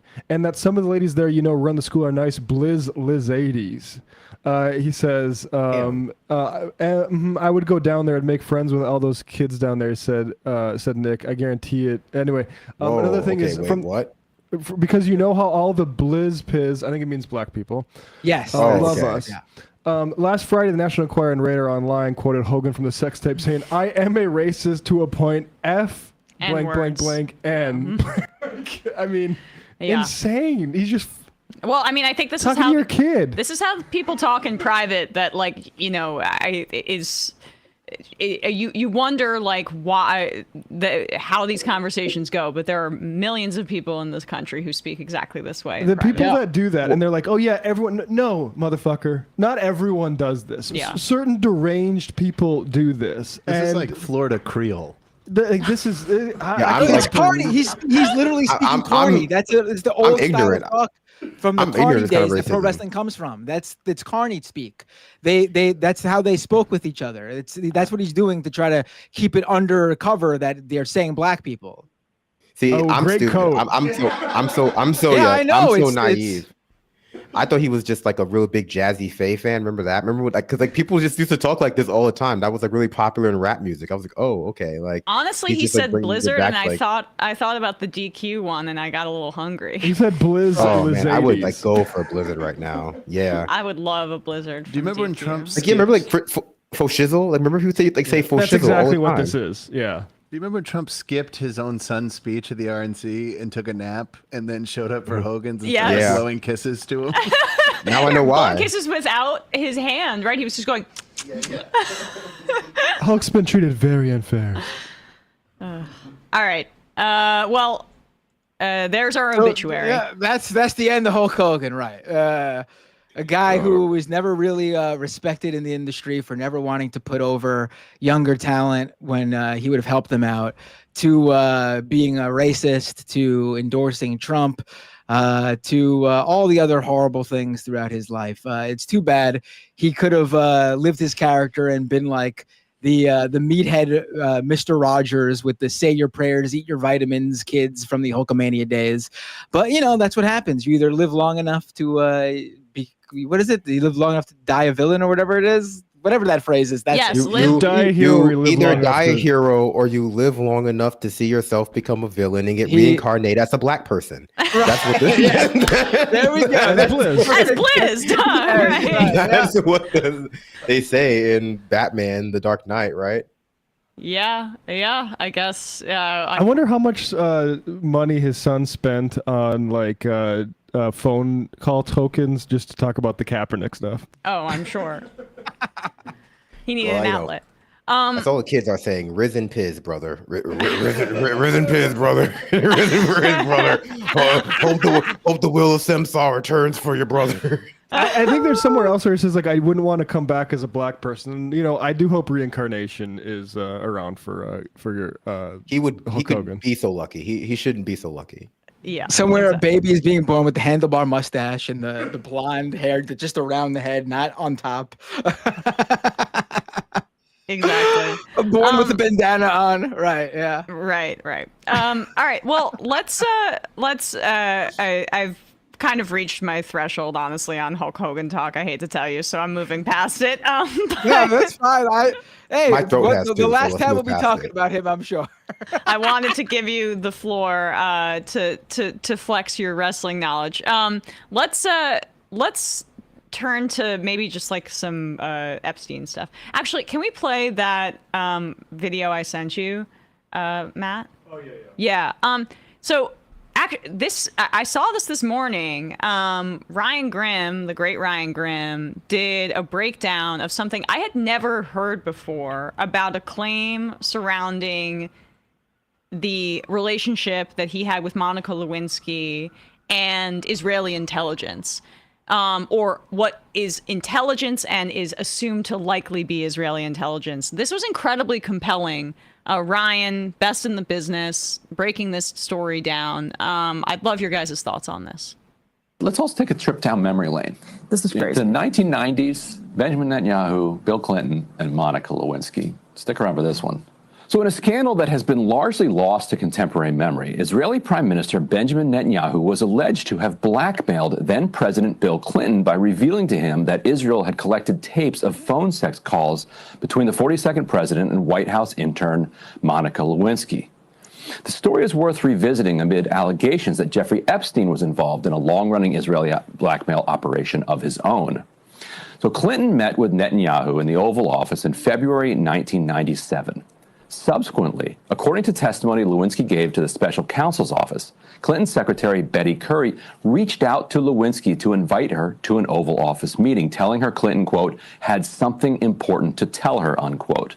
It would turn out to be their final sexual encounter, but Clinton also used the opportunity to tell her that a, quote, foreign embassy had tapped his phone and recorded their conversation, Lewinsky said. Clinton did not specify which embassy, though the meeting with Lewinsky came the month after his meeting with Netanyahu. The special prosecutor's report was far more concerned with Lewinsky's claim of the sexual encounter that day because it contradicted Clinton's claim that they had had only one encounter that year than they were with the fact that a foreign government was spying on the president and letting him know about it.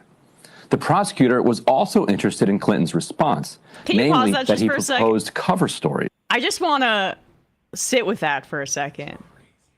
This was, a Republican-led, obviously, investigation into Bill Clinton, and we know how the Israel lobby is so bipartisan, but, I mean, the Israel lobby also has increased in the amount of money that it's contributed since that time period. But it was bipartisan, but there were still like Kufi and all of those Republican Zionists on the side of that might have been interested in just glossing over that detail to get to the salacious elements of it. Like if they were trying to hit him politically, you could say, how could this White House have been so careless to have a foreign entity allegedly spying on the president and gathering this kind of information? Why wouldn't they make hay of that and only the sexual stuff? I understand the Republicans are puritanical, but it seems like it could have been a layup, right?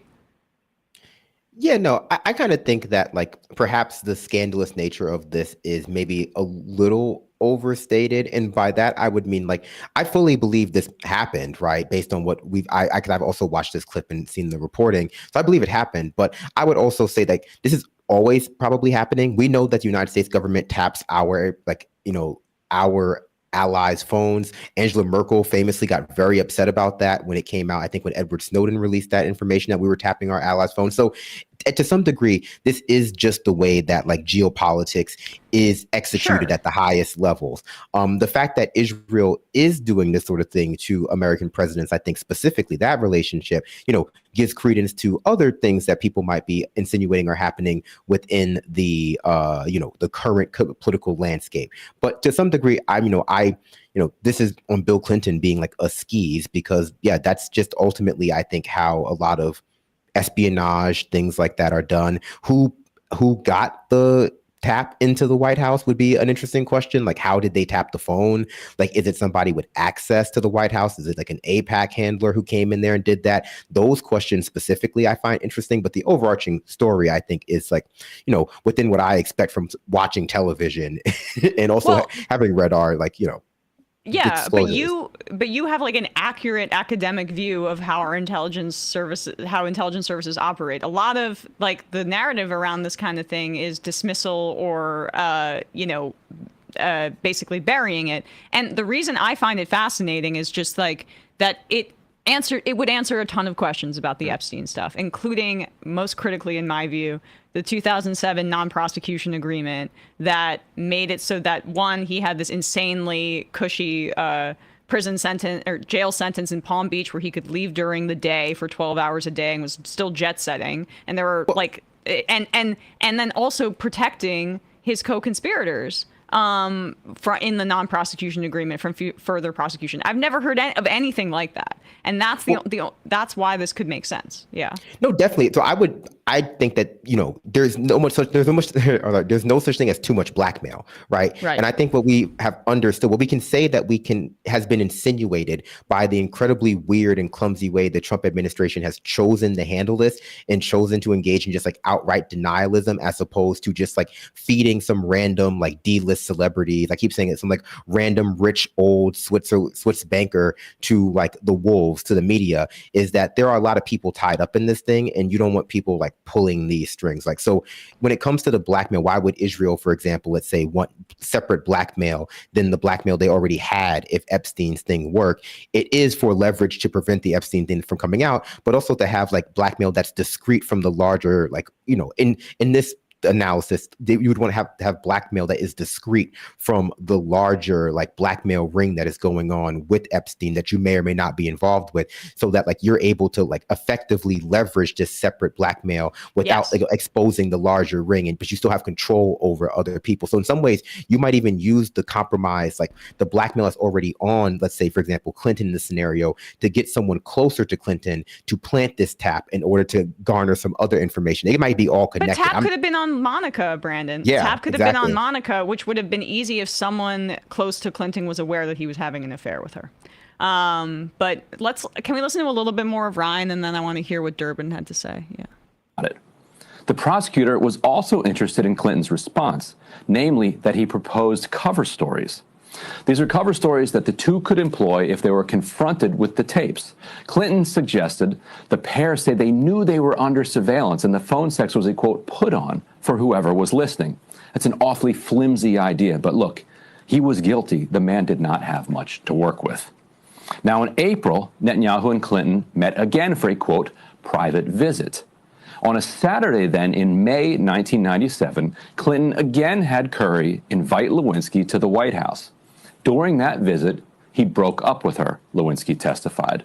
The next fall, so this is fall of 1998, Clinton hosted Netanyahu and Palestinian leader Yasser Arafat for a summit at Wye River, Maryland.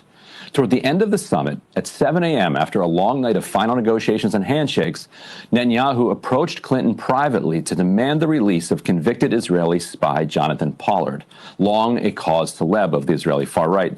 That's according to reporting at the time from the New York Times. Now, Netanyahu brought up the sex tapes in the context of the Pollard demand, according to subsequent reporting by Washington Examiner editor Daniel Harper in his book, Clinton, Inc., The Audacious Rebuilding of a Political Machine. He writes, quote, not wanting to directly threaten the powerful American president, a crucial Israeli ally, Clinton was told that the Israeli government had thrown the tapes away, but the very mention of them was enough to constitute a form of blackmail, Halpern reported. The talks almost broke down as CIA chief George Tenet told Clinton he would resign on the spot if Clinton agreed to the terms. So instead, Clinton agreed to, quote, review Pollard's case. He did not release him.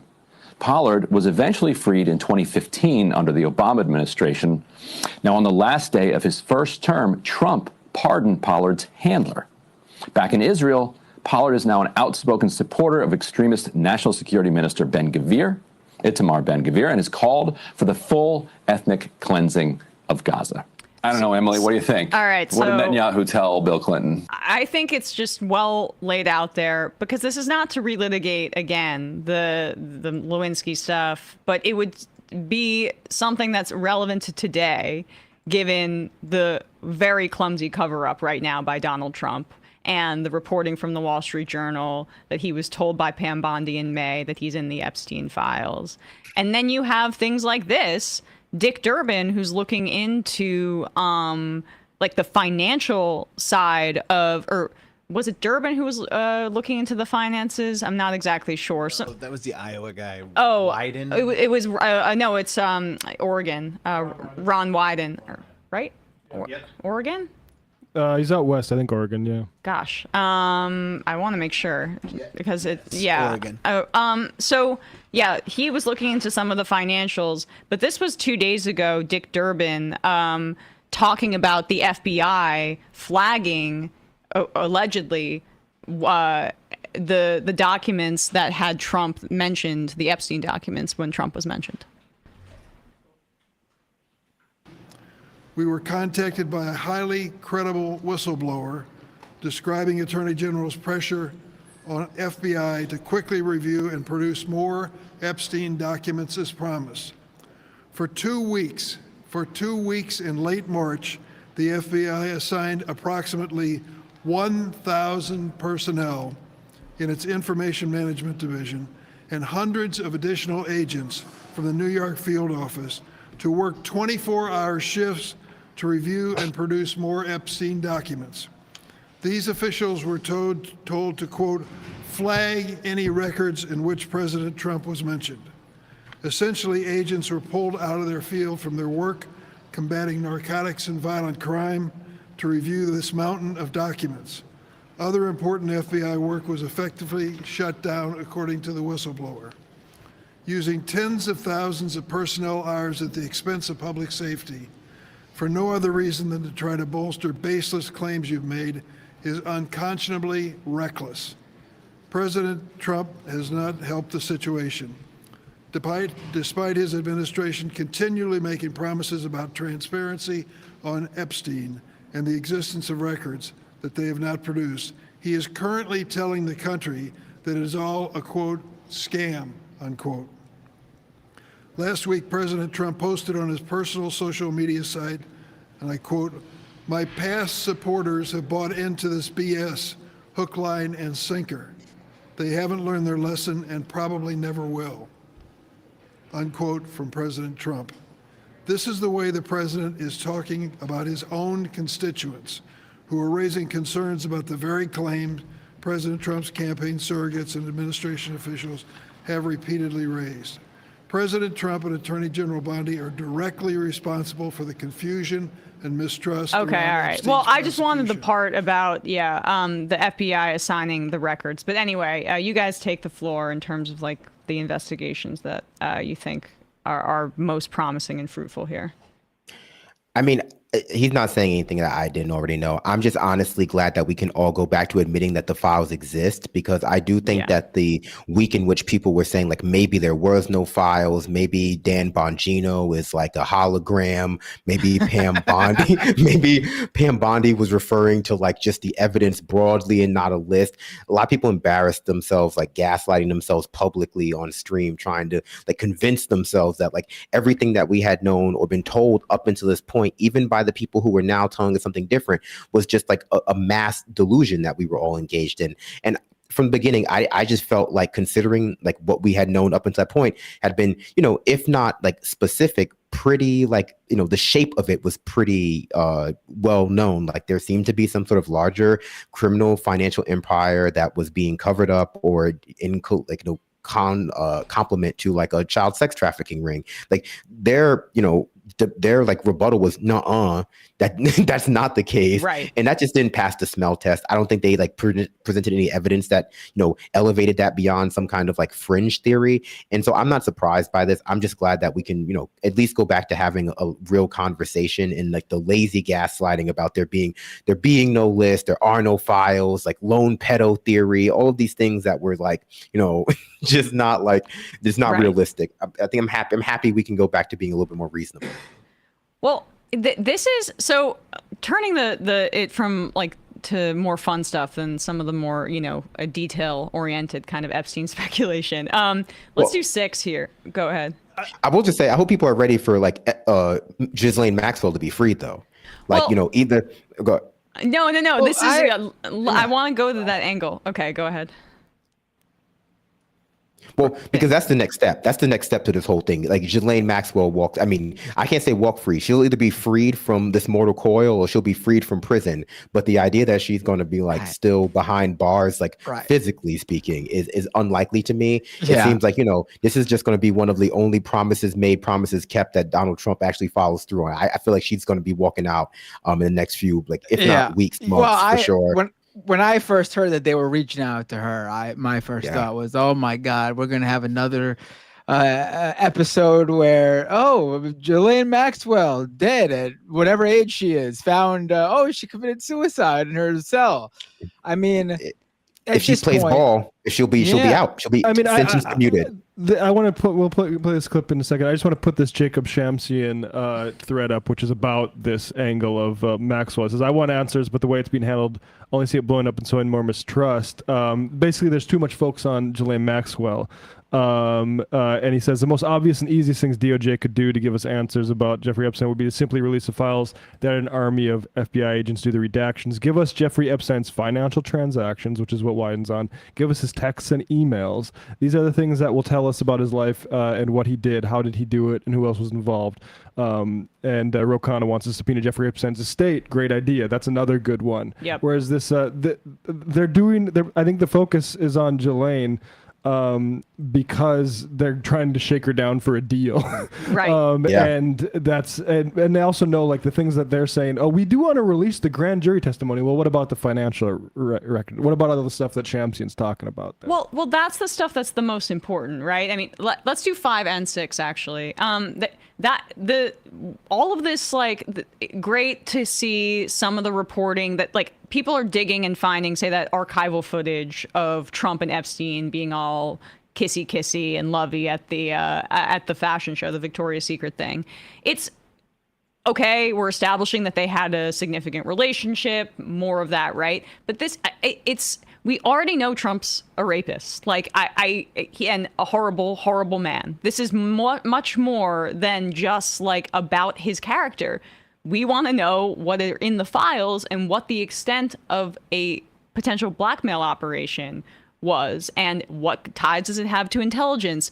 Could there have been money laundering involved and all that kind of thing? So the Ghislaine Maxwell meeting that's happening today between the very Department of Justice that is helping Trump cover up his inclusion in these files, the fact that they're speaking with her, I mean, this is just going to be more obfuscation.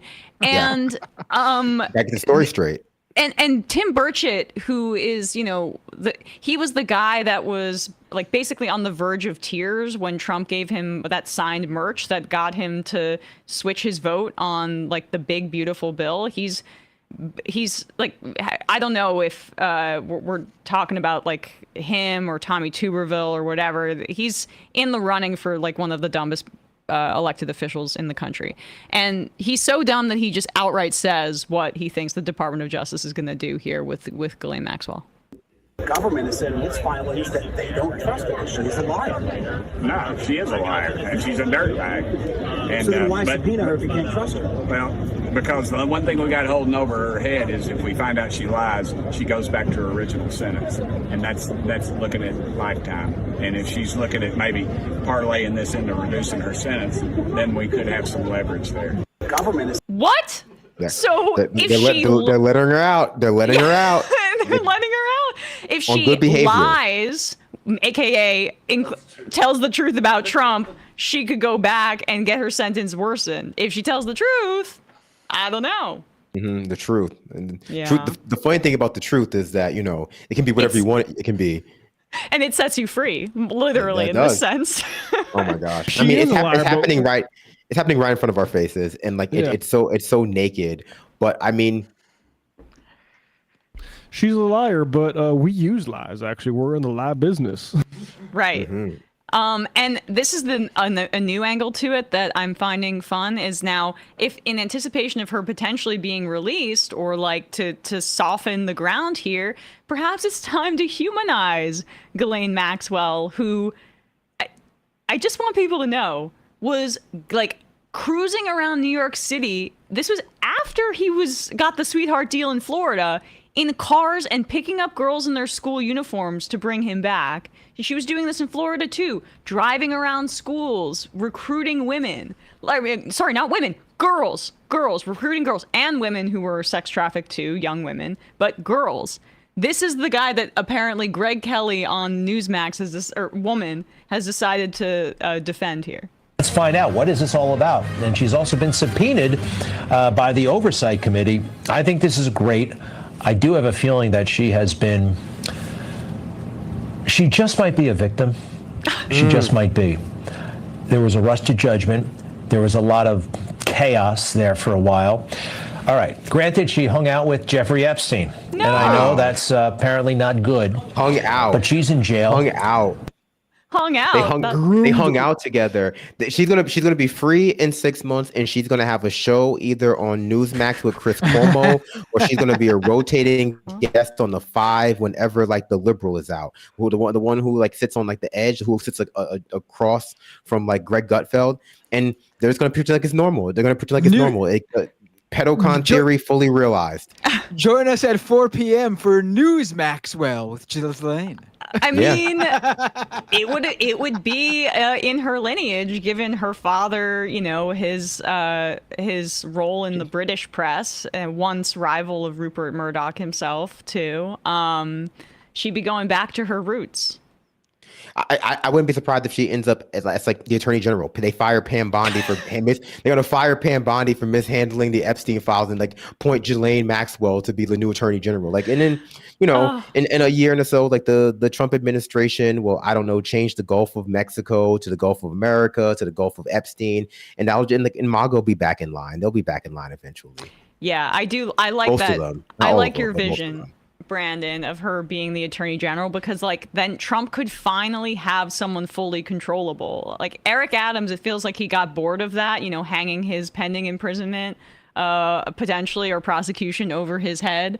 But if he had literally Ghislaine Maxwell as the top law enforcement agency or top lawyer, basically prosecutor in the country, that's someone fully controllable. That's perfect. Maybe the new head of Republican Youth Outreach. The degree to which Trump is even in control is debatable. Like Trump is a cutout for the GOP, which is a cutout for the military-industrial complex. Like Trump is like a figurehead, even more so in like this administration than the first one. Like, isn't it Stephen Miller? Like, it'll just be Stephen Miller and Ghislaine Maxwell running like 2 parts of the government.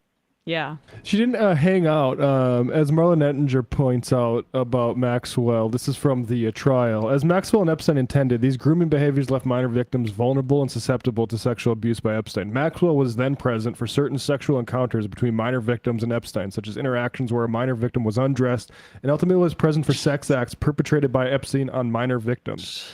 That abuse includes sexualized massages during which the minor victim was fully or partially nude, as well as group sexualized massages of Epstein involving a minor where Maxwell was present. In some instances, Maxwell participated in the sexual abuse of minor victims. This is not what I consider hanging out. Ultimately, minor victims were subjected to sexual abuse that included, among other things, the touching of a victim's breasts or genitals, placing a sex toy such as a vibrator on the victim's genitals, directing a victim to touch Epstein while he masturbated, and directing a victim to touch Epstein's genitals. Maxwell and Epstein's victims were groomed or abused at Epstein's residences in New York, Florida, and New Mexico, as well as Maxwell's residence in London, England. A lot of hanging out. Jesus. Yep. I mean, she's not just not a victim. She might have like been through her connections. Partner. Like the reason that this abuse ring got as big as it did. Ghislaine Maxwell comes from incredible wealth and connections. Her father was like deeply connected with Mossad and had like an Israeli state funeral upon his death, which was also mysterious. He drowned off a boat in the middle of the ocean. Okay. And he who amongst us, Emma? Who amongst us, please? There's so many just like horrible coincidences here, and he and she in part like she was Epstein's conduit into high society basically, and into these wealthy circles. This is a huge reason that all these girls were abused, and she was an active participant in it in a like sociopathic way. So she is not a victim. Certainly not. Anyway. She's a literal predator. Yes. But it's fun to see them try to have to do these tap dances here. Well, because you could see them already preparing, right? Because if Ghislaine's a victim, then that means if whatever Trump did, which we can be pretty sure he did something, he might have been a victim too of Jeffrey Epstein, just like Ghislaine. Think about all the things Ghislaine did. Trump was victimized by Jeffrey Epstein too, the 1 or 2 or a dozen times that he did whatever he did. Exactly. It's entrapment. It's entrapment. Right. I mean, that's what they're preparing here, really. Because There's- Epstein's dead. Epstein's dead. There's nothing. You could throw everything at Epstein. He's dead. Who cares? Right. Everyone else is the victim. The stuff with like the Victoria's Secret stuff is really grim, and I think implicates Trump in a wider sex trafficking style operation. I mean, women have testified Epstein posed as a Victoria's Secret scout to abuse them, and Epstein's fortune comes from Victoria's Secret owner Les Wexner. Yep. And Trump is there at the Victoria's Secret stuff with those guys. What do you think, they're behaving themselves? Right. That's probably the secret reference in the birthday card. I think people have testified that, like, through the different pageants Trump's done. Like, those women are not safe. Yeah. Right. Exactly right. Did you want to play this and then we can wrap up the FC stuff? Oh yeah, this is him responding to Jonathan Swan. Yeah. This was like in 2020. Mr. President, the other day a reporter asked you about Ghislaine Maxwell. You said, quote, "I just wish her well, frankly. I've met her numerous times over the years, especially since I lived in Palm Beach, but I wish her well, whatever it is."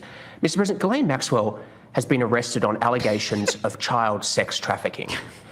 Why would you wish such a person first of all, well? I don't know that, but I do know that She's been arrested for that. You know her that. friend or boyfriend Epstein was either killed or committed suicide in jail. She's now in jail. Yeah, I wish her well. I'd wish you well. I'd wish a lot of people well. Good luck. Let them prove somebody was guilty. I mean, do you know that? Oh, so you're saying you hope she doesn't die in jail? Is that what you mean by wish her well? Her boyfriend died in jail, and people are still trying to Killed figure out or committed how did it suicide. happen. Was it suicide? Was he killed? And I do wish her Did well. I I'm kill not looking him? for anything bad for her. I'm not looking bad for anybody. And they took that and I mean, she's made a it child alleged child such sex a trafficking. big deal. But all it is her boyfriend died. He died in jail. Was he killed? Was it suicide? I do. I wish her well. Was he killed? Was it dude, you're the president. You were president when that happened. Yeah. Two things. He's deteriorated a lot, and he can make any chair look like a toilet. He really can. He really can. Also, Bill Barr was his. What was Bill Barr's? Was he Attorney General or? And also, Bill Barr hired Jeffrey Epstein to work at the Dalton School, a It was private his school, father, right? Or his dad? Was it Bill Barr's dad? Sorry, yeah, Bill Barr's dad. Sorry, yeah, he'd be very old. Bill Barr's father, who was in the OSS, the forerunner to the CIA in World War II, into the intelligence services before the CIA was formed. His dad did that and also hired for schools, apparently. Hired pedophiles for schools. So. Whew. All right. We'll open the phone lines really quickly, take a few quick calls. Everyone is IMing in about this South Park episode, MJS 617.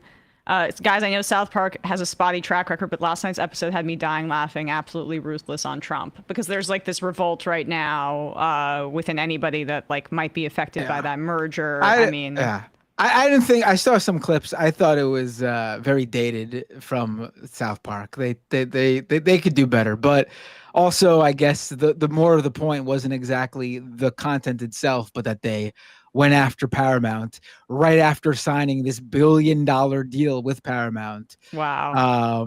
So I mean, it's basically they're basically saying like, I'm assuming it's a pretty ironclad contract if they are going after them, but also maybe they're ready to end it and then end it. Yeah.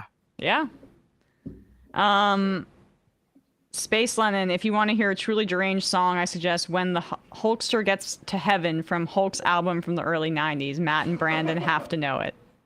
I don't, but I do remember. So I watched a lot of Hogan Knows Best. So I do remember like when Brooke Hogan was like in her like kind of Miley Cyrus-esque like music career, and I didn't mind that one song. I haven't listened to it like in decades, but I don't think I mind that one song that was popular. And then of course there's like Three Ninjas Go to Mega Mountain, which was like a seminal film for me as a teen, as a youth. So, okay, right.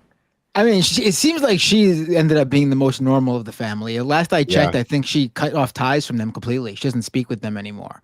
Yeah. I guess when your dad marries like 3 or 4 women who look exactly like you, it gets to be a little creepy. Yeah, it seemed like he was a little bit also obsessed with who she was dating, and based on what you said. It seems like it. Yeah, he and Trump have that in common.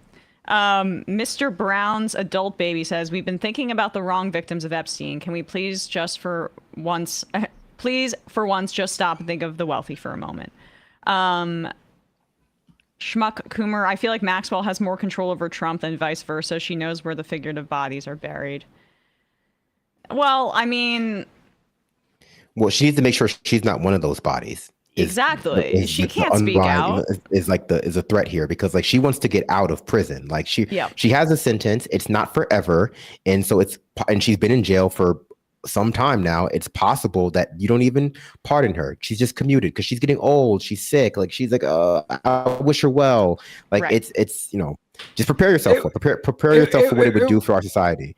It will be very amazing to see the reaction from the Epstein obsessed Trump supporters when Ghislaine, who's been in jail, suddenly this all happens where Trump is implicated and she's suddenly expeditedly released. I mean, you got to give me a break.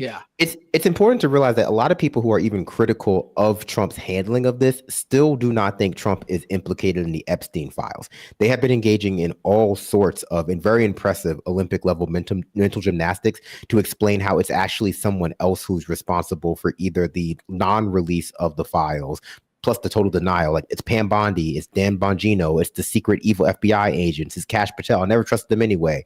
Or it's like the Biden administration like faked a bunch of fake evidence and like got rid of all the real evidence of like Bill Clinton and Obama and like, Hillary like doing all those blood rituals. So even though that they're critical of him for this, the ones who are trying to like pat themselves on the back for like no longer being in a cult, it's like, no, this is first of all been obvious for a while. And second of all, most of them still just don't want to blame Daddy Trump for it, because like I said before, a lot of them have like associated their brand online with him very heavily. And so they don't want to split that like audience by having the still diehard Trump people leave. And a lot of them have supplanted their sense of self with him, and they don't want to think badly about him. They just want to make excuses for like what he represents.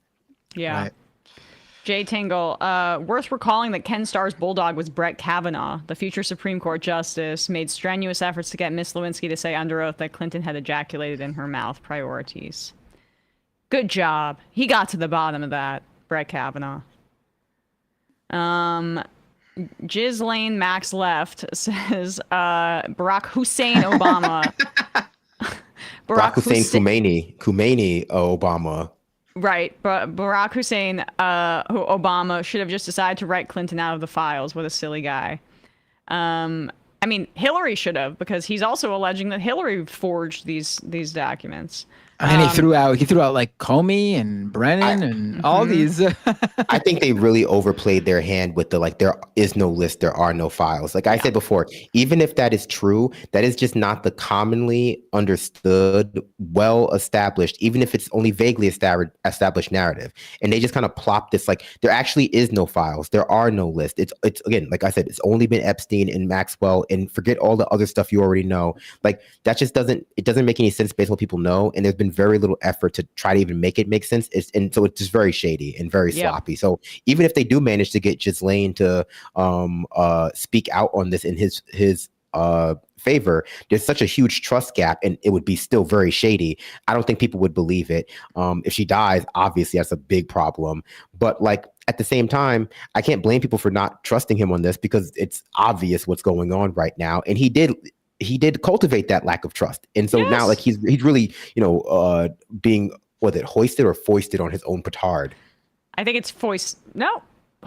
I do not know. Well, a petard is a sword, so I don't know, but it doesn't matter. He made a big mess for himself, and this is real bad. Labor Churchill, wrestling is drag for straight people. I think that's definitely true. Yeah. acrobatic. Well, no, they're pretty acrobatic too with the dancing and stuff. Yeah. I take that back. Yeah. I mean, it also reminds me of like reality TV, like which I love so much. Or maybe not reality TV. Also, but there is Real a Housewives. There's a history of drag in pro wrestling, like overt drag in pro wrestling. Some of the biggest stars have been, their gimmick has been involved dressing in drag. Dust Collector's N-word drop in a sex tape. Was that his attempt at pillow talk? I mean, it literally is. They're laying there in bed and he's dropping the N-word to this woman that he just, his best friend's wife, who on the tape, later in the tape, when Hogan leaves the room or whatever, his best friend walks in and they talk about how much money they'll make if this tape ever gets out there. Yeah. Oh my God. It's God. very interesting stuff. Yeah. All right. I will say, go ahead. I misspoke. A petard is a bomb. I don't know why I always get that mistaken. I think I picture falling on it, like falling on your sword. Yes. But yeah, I remember when that tape came out, it was like, not came out when people first exposed it. I was like, wow, because I wasn't as familiar with the Hulk Hogan stuff, like behind the scenes. And I just remember him from that children's movie. And then like when he came back in wrestling, like in the early 2000s, looking like a hot dog and going like, wow, that guy should not be doing this. CPG says Real Housewives was dramatically more enjoyable as a wrestling fan when you realize the vacation leading to a massive argument is their equivalent to a pay-per-view payoff from the feud, which is like the vacation always happens like 3/4 of the way through the season, and like then they wrap things up and it all comes to a head with all the women in the same place. It's glorious. The storylines end and the new storylines begin the next episode, right? The season's gonna start to wrap up in like the final. It's like the final 3 or 4 episodes of like 24, and I mean the greatest Housewives vacation of all time is Mexico, Real Housewives of New York, season 9. That's all you need to see. It's and Real Housewives of New York is the greatest franchise, and I stand by that. I do love Atlanta and Beverly Hills too, and Potomac's pretty good. Anyway, let's take a caller or two. Emma's talking about Real Housewives brands like we talk about wrestling companies. AEW is better than WWE, okay? Don't get me started on TNA, all right? Basically. Calling from a 208 area code. Who's this? Where are you calling from? Hey, this is Spaceland. I am just a minute ago. You are sounding very muffled, so if you don't mind taking us off your head. Got it. Great. So this is Space Lennon from I am just a minute ago. Oh, nice. About that Hulk Hogan album. Okay. It's really insane if you go listen to it. I guess there was like a Make-A-Wish kid and he passed away, so Hulk wrote him a song about how they're gonna meet up, they're gonna tag up again in heaven. But a lot of the song just ends up being about how nice Hulk Hogan is. It's really weird, but okay. Well, I wanted to talk to you about the NEA. Sure. Actually. So I'm a state board director here for the WEA from Washington State. And I didn't go to our National Assembly this year, but I participated in some of the organizing there for Educators for Palestine. And we were able to, you saw the news, you guys talked about it, about our MBI 39, which was to cut all ties with ADL. And I just wanted to talk a little bit about kind of the impact, because what happened was our executive committee, it was determined that that item was a boycott. So anytime we pass a boycott, it has to be reviewed by the executive committee. And they can do that in a thing called executive session, which means there's not really any notes taken on the discussion inside a closed executive session. So they went into that session and then ended up taking a vote and determining that they were not going to implement the decision taken by the membership body. And wow, it's important to know that our membership body is the largest deliberative body of any organization, governmental or otherwise, in the world. It's the largest democratic decision-making body. It's the largest teachers union in the country. And we're the largest union in the country. Yeah, we got 3 million members. There you go. Yeah. And so it's pretty remarkable. I would suggest everybody goes and checks out the pages, Educators for Palestine, because we are not limited to NEA. We also, there's Educators for Palestine organizers in AFT and all kinds of other stuff. So they have some releases and things about it. And we do generally consider it a victory just because of sort of the sea change it marks. I mean, even just a couple of years ago, bringing up Palestine on the floor of the National Assembly would be like ruled out of order, in some cases. So it really does. It's still it's a really disappointing decision, but it really does mark a really big shift in our membership's perspective of this. Yeah, it does. But I'm disappointed to hear that, because that's a pretty significant victory. Also, because I know Wikipedia has basically stopped using them as a reliable academic source. Like, how is it possible to back up an organization that was basically bought off by Elon Musk after he did a Nazi salute? Like, the ADL has been entirely, I don't know if it was ever like an organization that was incredible, but they've done good work in the past before, I believe.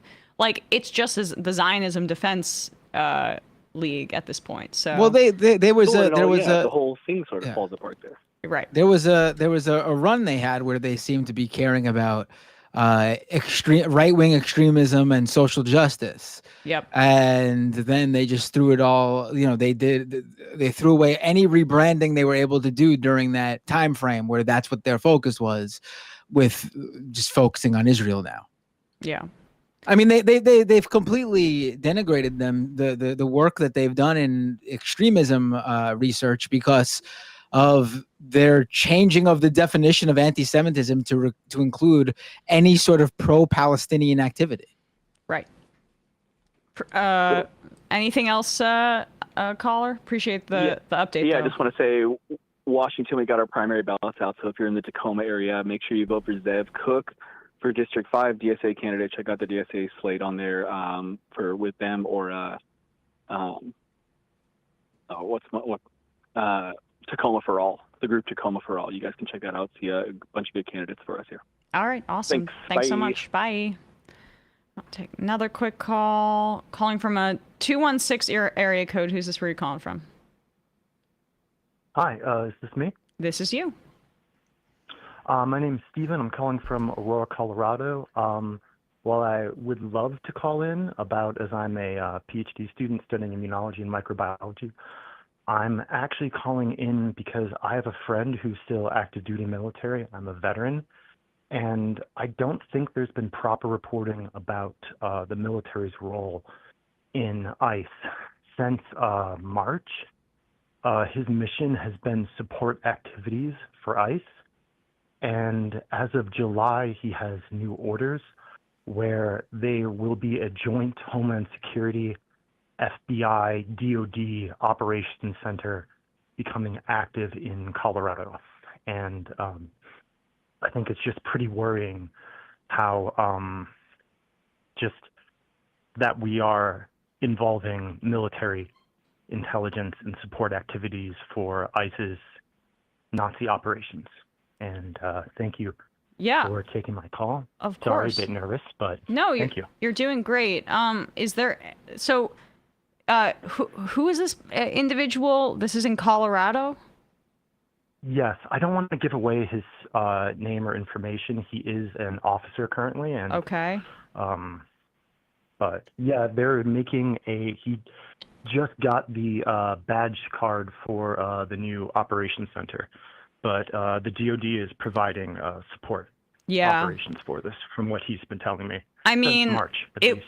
It seems like this is going to be something that we're seeing more of. I mean, the DoD and Hegseth have put out statements that are not about defense, that are about immigration. Like, they have been involving the DoD regularly in these immigration briefings and in like public facing messaging about this. And so this is going to start, and it's very disturbing to hear that it already is. I'll give one other thing. My friend's billet is for Spec Ops. So yeah. Okay. I think it's concerning. I don't know if that's alarmist or not. It's also, definitely not. to Matt, the hat is incredible. Saw it when you were live last night. Don't listen to any of the haters. And Are there haters? Yeah. We got a fan of the hat. All right, that's one point for the hat. I'll put it up on the chalkboard. I'm keeping track.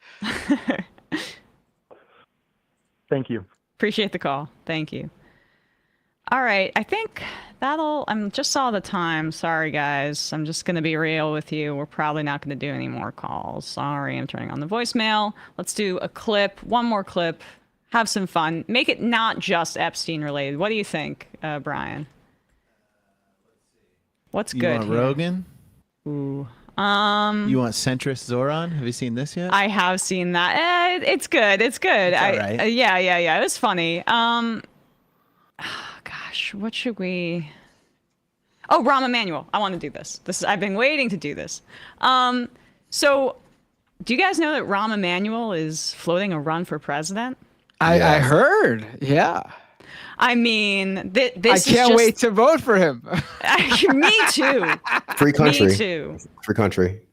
It's important. I mean, we have to get back to basics here. I mean, none of this crazy DSA stuff actually caring about helping people and changing this country and fighting fascism. No, we need more of a focus on the real threat to this country.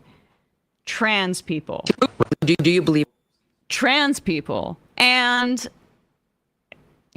that's what we need to focus on in the Democratic Party, according to Rahm Emanuel.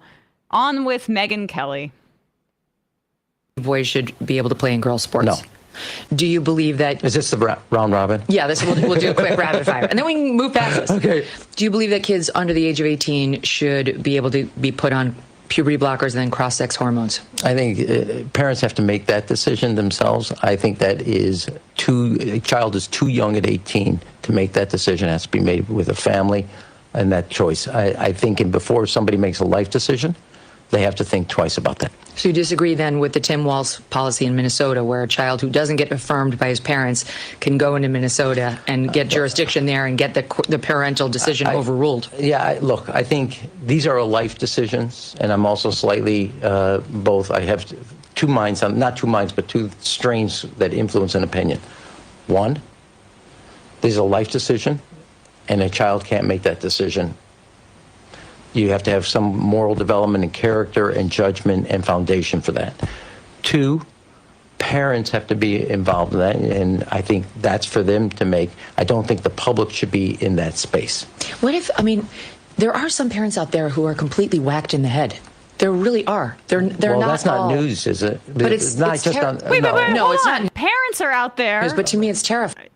Just pause. I held off as long as I could.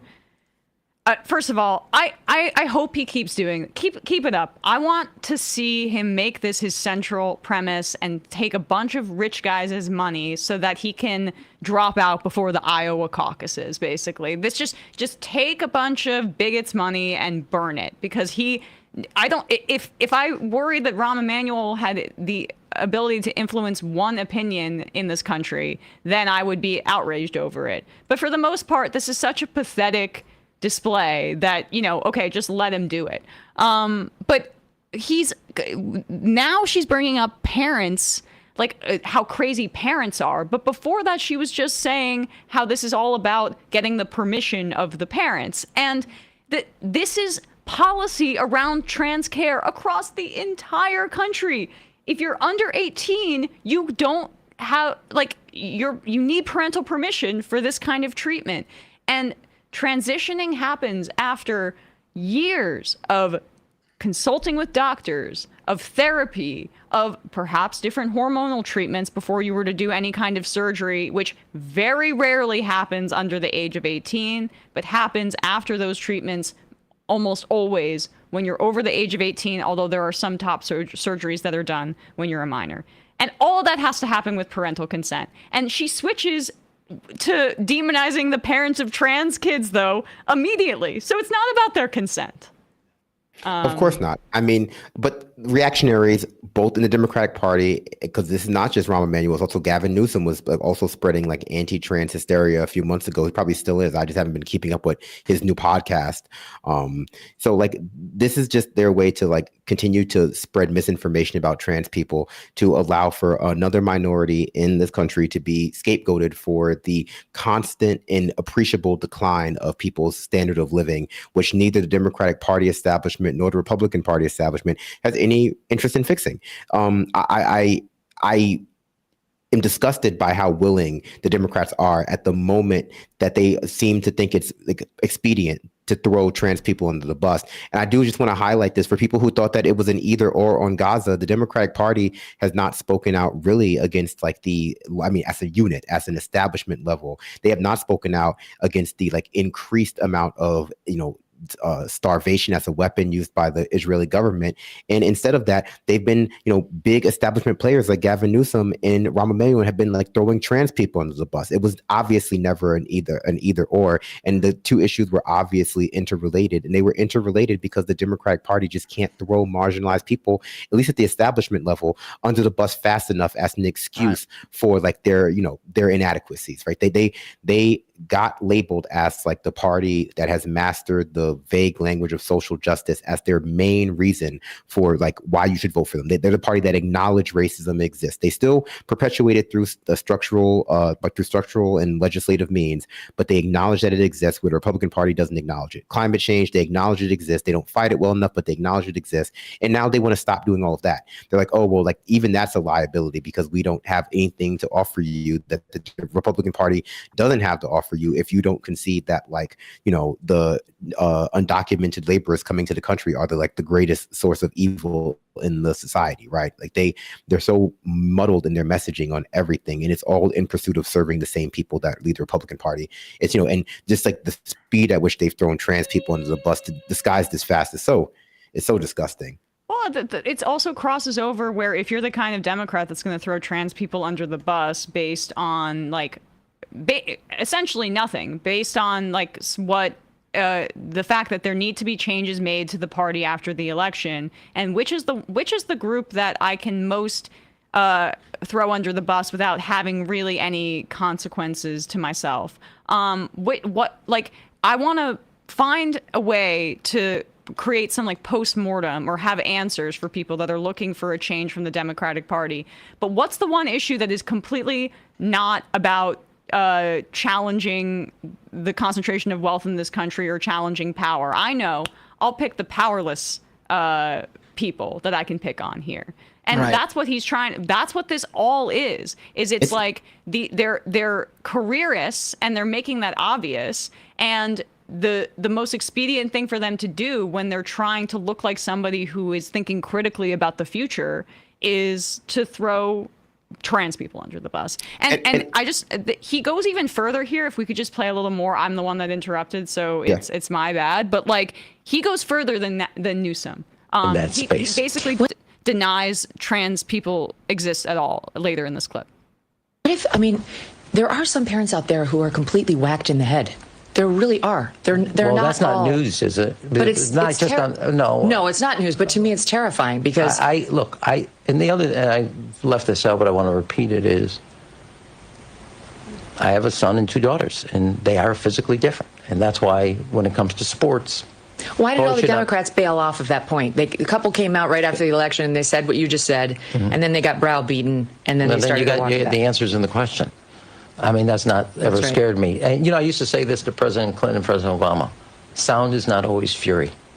Sometimes it's just sound. Shut up. And don't assume just because somebody's screaming at you, they represent more than their own voice. Should we be putting men in female prisons? Men claiming they're women? No. And, all right, here's my last one for you. Can a man become a woman? Can a man become a woman? No. Thank you. No. That's so easy. Why don't more people in your party just say that? Because I'm now going to go into a witness protection plan. Do you believe? That's just denying trans people exist. Yeah.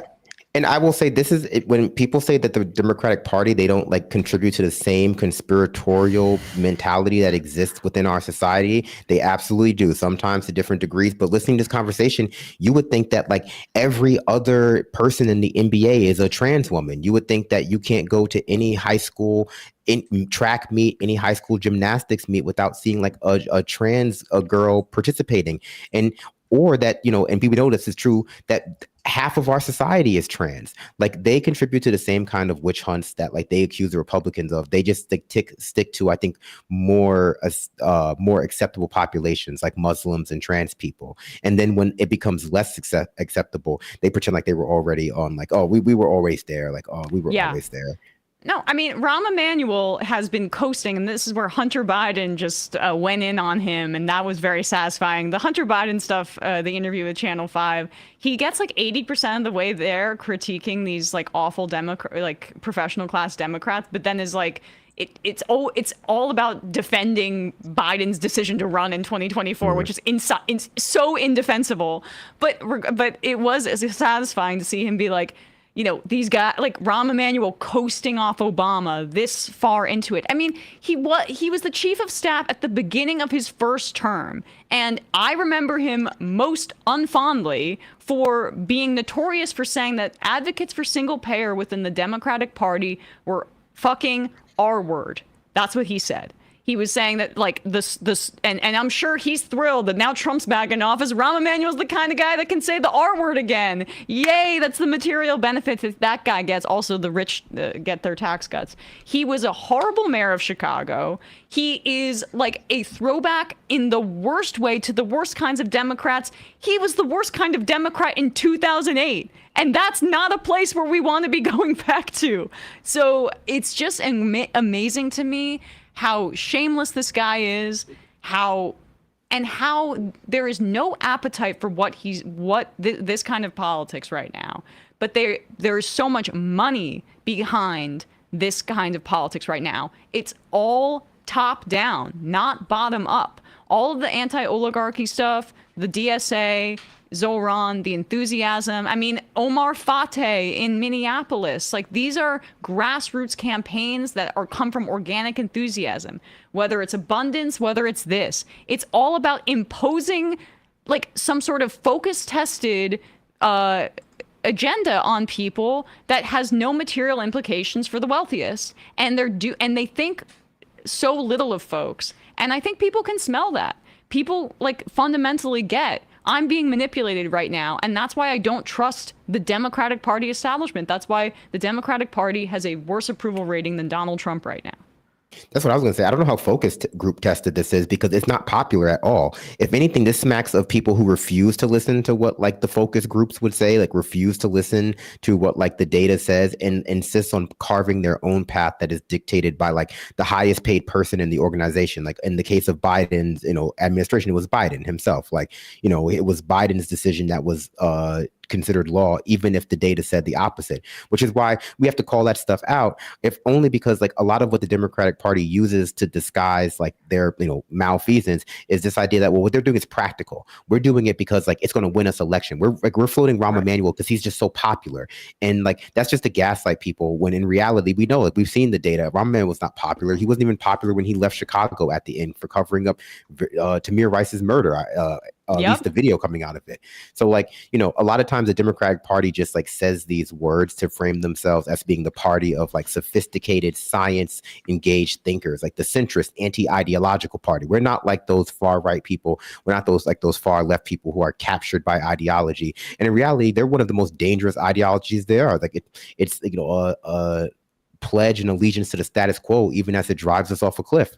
Like, so, I mean, like, it's, I don't think he's going anywhere, but there are people within the party that represent ideas as bad as Rahm Emanuel's who are still controlling the lever of power, who aren't as toxic, at least, they're all pretty toxic now, but at least aren't as literally toxic as Rahm Emanuel, like Gavin Newsom, essentially.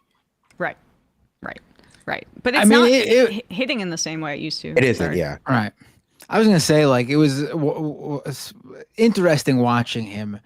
Also, Laquan McDonald. I'm sorry to interrupt. Right. Go on. Yes. No, it's okay. Right. Yeah. It was very interesting to watch him so eagerly answer those questions. Like, it would have been so easy for him to just bat them away. Like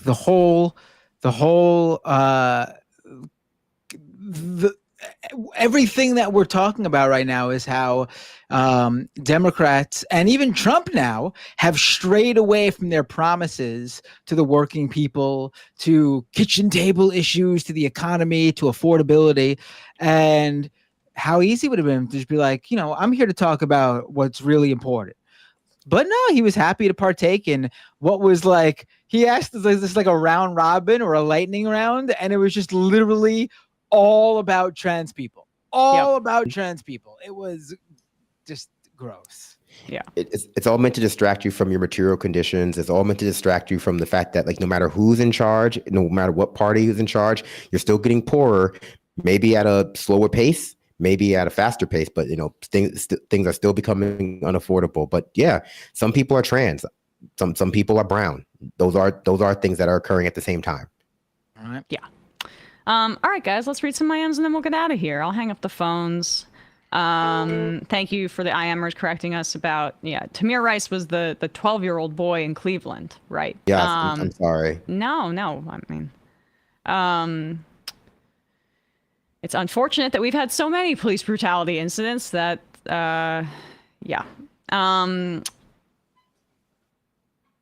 Bingo Dango, Instagram restored Zoran's account after suspending him for 3 hours. I saw that.